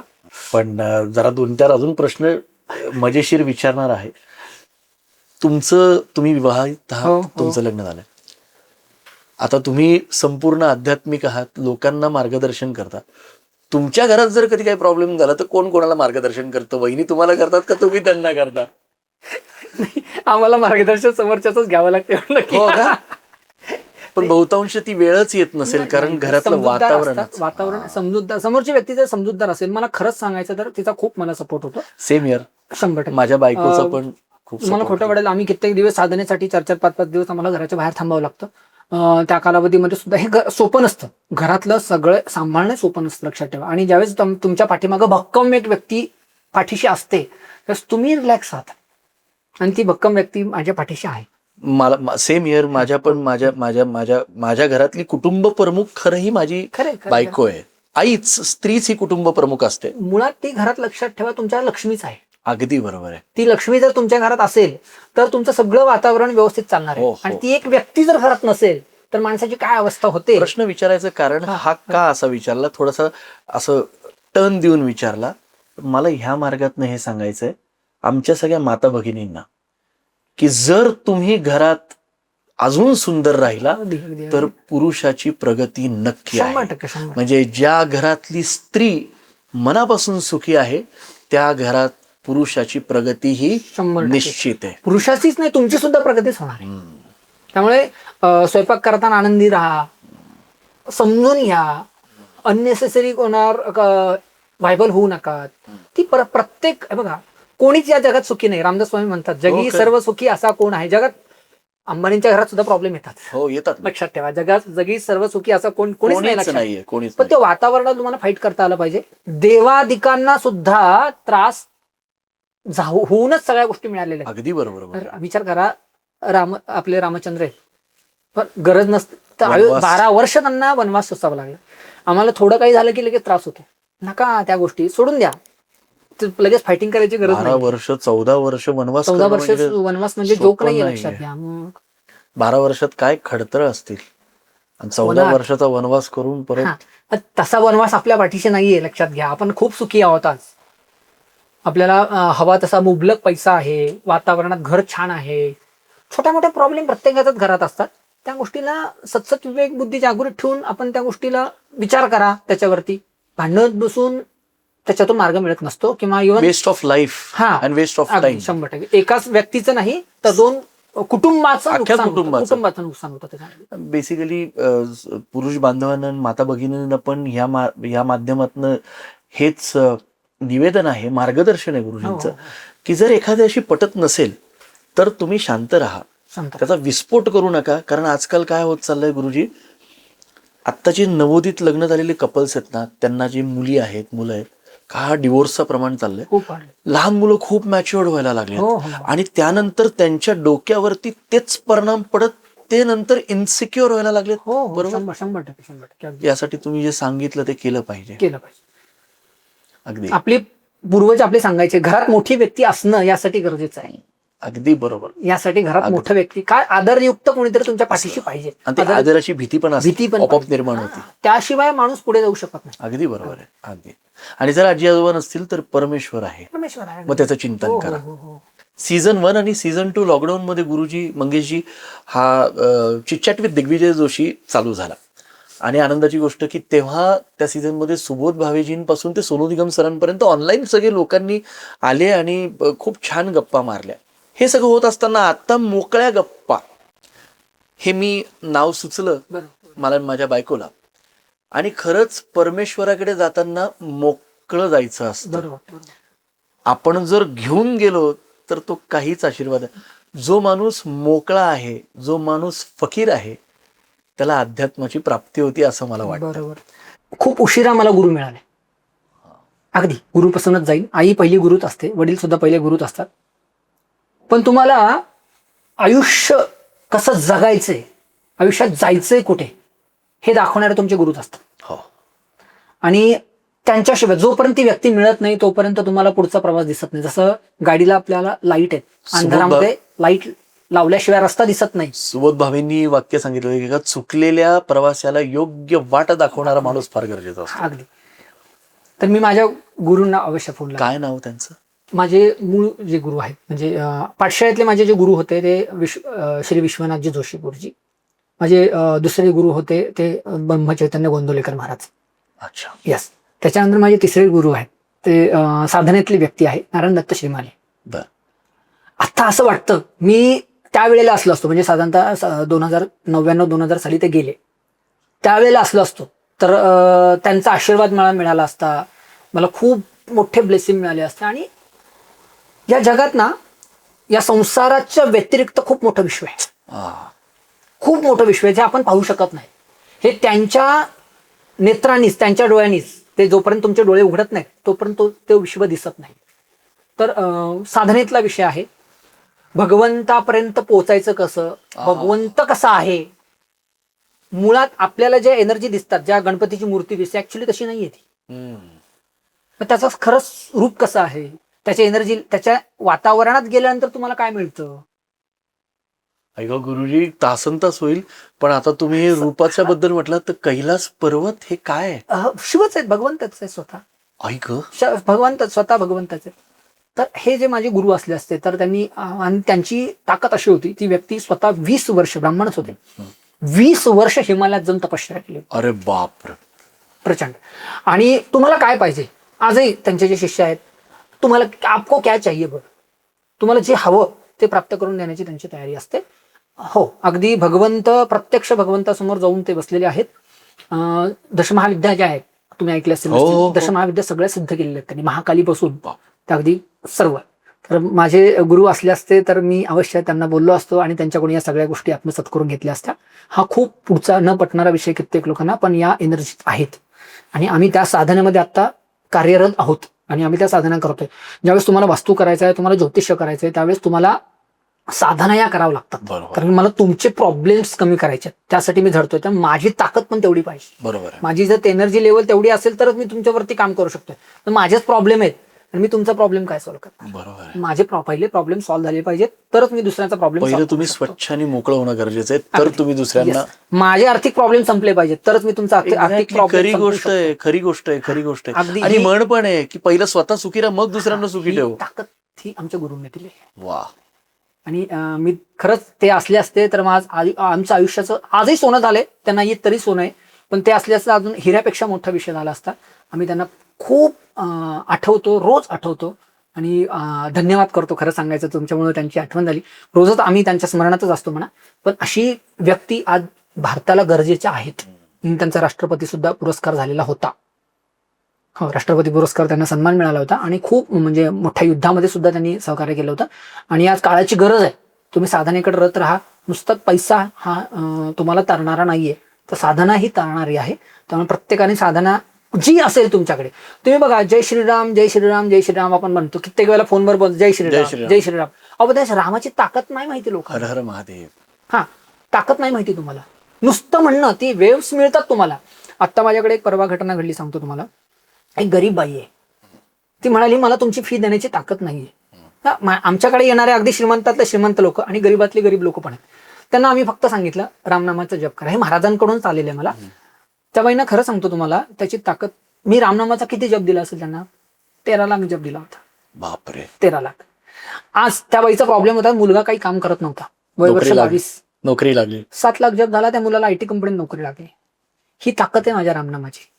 ही ताकद देता आली पाहिजे तुम्हाला. आम्ही हर हर महादेव म्हणतो. हर ओम नमः शिवाय पंचाक्षरी मंत्र आहे. शक्यतो आम्ही ओम नमः शिवाय, ओम नमः शिवाय हा कोणाला हे ऐकलंय की कोणाला सूट होतो, कोणाला नाही, पण सांब सदाशिव म्हणायचं. ओम नमः शिवाय पंचाक्षरी मंत्र आहे, सगळ्यांना सूट होतो. फक्त काय होतं माहिती का, आपल्याला 1 माळ 2 माळ करून नाही, तुम्हाला बसलं पाहिजे. आणि सांब सदाशिव ते सुद्धा शंकराचाच विषय आहे. एक कुठला तरी मंत्र घ्या, त्याचा लक्षामध्ये जप करा आणि मग त्याचे परिणाम वेव्स बघा. कोणाकडे जायची गरजच नाही पडणार तुम्हाला. आणि ऐक, विषयच संपतात पुढचे. तुम्हाला कोणाकडे जायचीच गरज नाही पडत.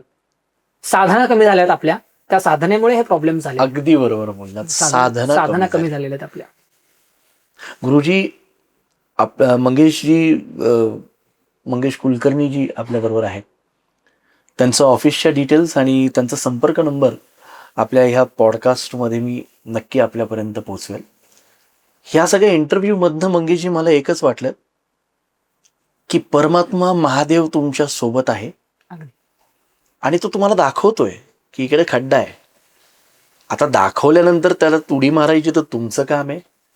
आणि जर सांगतायत तर त्या महादेवाने पाठवलेले हे देवदूत आहेत जे आपल्यापर्यंत आपल्याला त्या मार्गापर्यंत सुखरूप पोचवत आहेत. म्हणजे लहानपणी का जुन्या काळात एखादी आजी म्हणायची की अरे बाबा नको जाऊ तिकडे, आणि गेल्यानंतर ते पोरग तापाने फनफनायचं. जसं आजकाल बघितलं ना, 2 लाखाचा फोन घेतला, 3 लाखाचा फोन घेतला, गाडी घेतली की त्याची एवढी प्रसिद्धी करतात. आणि नजर हा प्रकार आहे का? 100%. आता तुम्ही आल्या आल्या आपण ज्यावेळेस सुरुवात केली त्यावेळेस तुम्ही विचारलात की पाठशाळेतला एखादा अनुभव. आता बरेच वर्ष आले मला पाठशाळा सोडून. एक छोटासा अनुभव सांगतो, तुमच्या व्हिडिओमध्ये बसेल न बसेल. अरे नाही, बसणार सर, बसणार. आमचं गुरुकुलात शिक्षण झालं ते आळंदीला.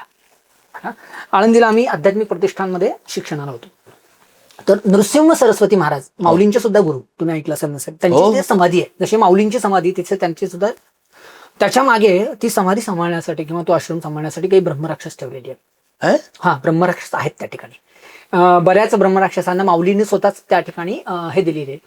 तुम्हाला पटणार नाही या गोष्टी, मला पटतात. आळंदीमध्ये हे आहे. माऊलींनी किंवा नरसिंह सरस्वती महाराजांनी बऱ्याच ब्रह्मराक्षसांना इंद्रायणीमध्ये मोक्ष दिलेला आहे. आणि काही ब्रह्मराक्षस काही ब्रह्मराक्षस त्या ठिकाणी संरक्षणासाठी ठेवलेले आहेत. माऊलींच्या समाधीसाठी सुद्धा त्या ठिकाणी संरक्षण करणारे आहेत. बरोबर. तर आमच्या पाठशाळेमध्ये आता लहान मुलांपासून अगदी 8 वर्षाचे 10 वर्षा मुलापासून अगदी 25-30 वर्षापर्यंत मुलं सुद्धा असे, तर व्यायामाची खूप आवड असायची. बरोबर. सकाळी 2 व्यायाम करायचा, फिरायला जायचे. एक व्यक्ती अशी होती आमच्याकडे, रोज 150-200 जोर मारायचे. बापरे. आणि ताकद पण तेवढी चांगली होती. आणि ते बरोबर ज्या ठिकाणी महाराजांची, नरसिंह सरस्वती महाराजांची समाधी होती त्याच्या मागच्या बाजूला ज्या ठिकाणी ब्रह्मराक्षसाचा वास होता त्या ठिकाणी जाऊन ते हे करायचे, जोर मारायचे. तर महाराजांचे जे पुजारी होते गांधी म्हणून, तर त्यांनी सांगितलं तुम्ही जाताय व्यायामाला, जा अवश्य. एक म्हणजे खूप लहान होतो आम्ही त्यावेळेला, ही ऐकलेली घटना आणि बघितलेली सुद्धा. शड्डू ठोकू नको म्हणायचे. पहिलवान शड्डू ठोकतात ना, शड्डू ठोकू नको कधी, तुम्ही व्यायाम करा अवश्य, पण त्या ठिकाणी माज नाही दाखवायचं. शड्डू ठोकणं म्हणजे माज दाखवायचं. तर आता कसं नको म्हणलं की आपल्याला करायची हौस असते फार, काय होतं बघूयात. आणि त्या व्यक्तीने त्या ठिकाणी जाऊन पहाटे शड्डू ठोकला. एकदा, 2दा, 3दा शड्डू ठोकल्यानंतर तुम्हाला खोटं वाटेल अशी की लाथ बसली पाठीमागून प्रचंड. ती इंद्रायणीची काठीची भिंत आहे 10 फुटावरती, त्या भिंतीवर जाऊन हा व्यक्ती आदळला. 10 फुटावरती पडले. काय झालं कळलं नाही, लागलं वगैरे, आले तापाने फुल फणफणलेले. पुढे 10 दिवस ती व्यक्ती तापाने फणफणलेली होती. नंतर गांधींना ज्यावेळेस कळलं की असं काहीतरी प्रकार झाला, त्यांचं तर जाऊन येऊन फिरून असायचं, अरे मुलांना काय झालंय का असं, त्यावेळेस त्यांना कळलं अरे या मुलाला काहीतरी झालेलं. मग त्यांनी विचारलं की बाबा तू काही केलंस का तिथं? हो, जा तिथे जाऊन माफी माग त्याची आणि परत ये. माफी मागितली, पुढच्या 15व्या मिनिटाला ताप उतरलेला होता. म्हणजे या शक्ती आजही त्या ठिकाणी तेवत आहेत. ही खूप आठवणीतली गोष्ट, तुम्ही जसं म्हणलात मजा जशी आठवणीतली गोष्ट. ही खूप मोठी गोष्ट तर ह्या इंटरव्ह्यूचा प्लस पॉइंट आहे. तो म्हणजे असा आहे की आता तुम्हाला काय सांगायचं ते का सगळं करा, माज करू नका, 100% अहंकार करू नका. हे त्याच्यातलं उत्तर आहे. मंगेश कुलकर्णी गुरुजी, वास्तू विशारद, आणि खूप खूप खूप खूप लोकांना ते मार्ग दाखवतात. खरं पाहायला गेलं तर महादेवाने पाठवलेले देवदूतांपैकी आपले देवदूत असं म्हटलं, कारण देवदूतच असतात, देवदूतच घडवतात. कारण आपली कोणाचीच एवढी सर नाही की आपण त्यांचं दर्शन घेऊ शकू. आज मोकळ्या गप्पा माइंड मीट्स माइंड ह्या कार्यक्रमात तुम्हाला येऊन कसं वाटलं? एकदम छान, अतिशय सुंदर. नाही, खरं सांगायचं तर तुमचं कौतुक आहे. तुम्ही या माध्यमातून लोकांपर्यंत चांगली गोष्ट पोहोचवताय. जे अज्ञान असतं, लोकांना माहितच नसतं या गोष्टी, अगदी विस्मरण असतं, नाही आम्हाला या गोष्टी माहितच नव्हत्या कधी, असं होतं. आपण खूप चांगली गोष्ट लोकांपर्यंत पोहोचवता, त्याच्याबद्दल खरंच तुमचे धन्यवाद म्हणावं लागेल मला. आणि चांगली गोष्ट आहे, तुम्ही असंच पुढे कार्यरत अवश्य व्हावं. एकच छोटा प्रश्न, जाता जाता आता तुम्हाला वाईब्स जाणवत आहेत काही? हो का नाही, काय वाटतंय? 2 चांगले विचार एकत्र ज्यावेळेस येतात, एक्झॅक्टली त्यावेळेस चांगलेच वेव निर्माण होते. हेच मला हा प्रश्नाचं असंच होतं की घरामध्ये पण असंच बोला, जरी राग असेल तर शांतपणे बोला, कारण वास्तू ही तथास्तु म्हणते. धन्यवाद, खूप खूप आभार. धन्यवाद.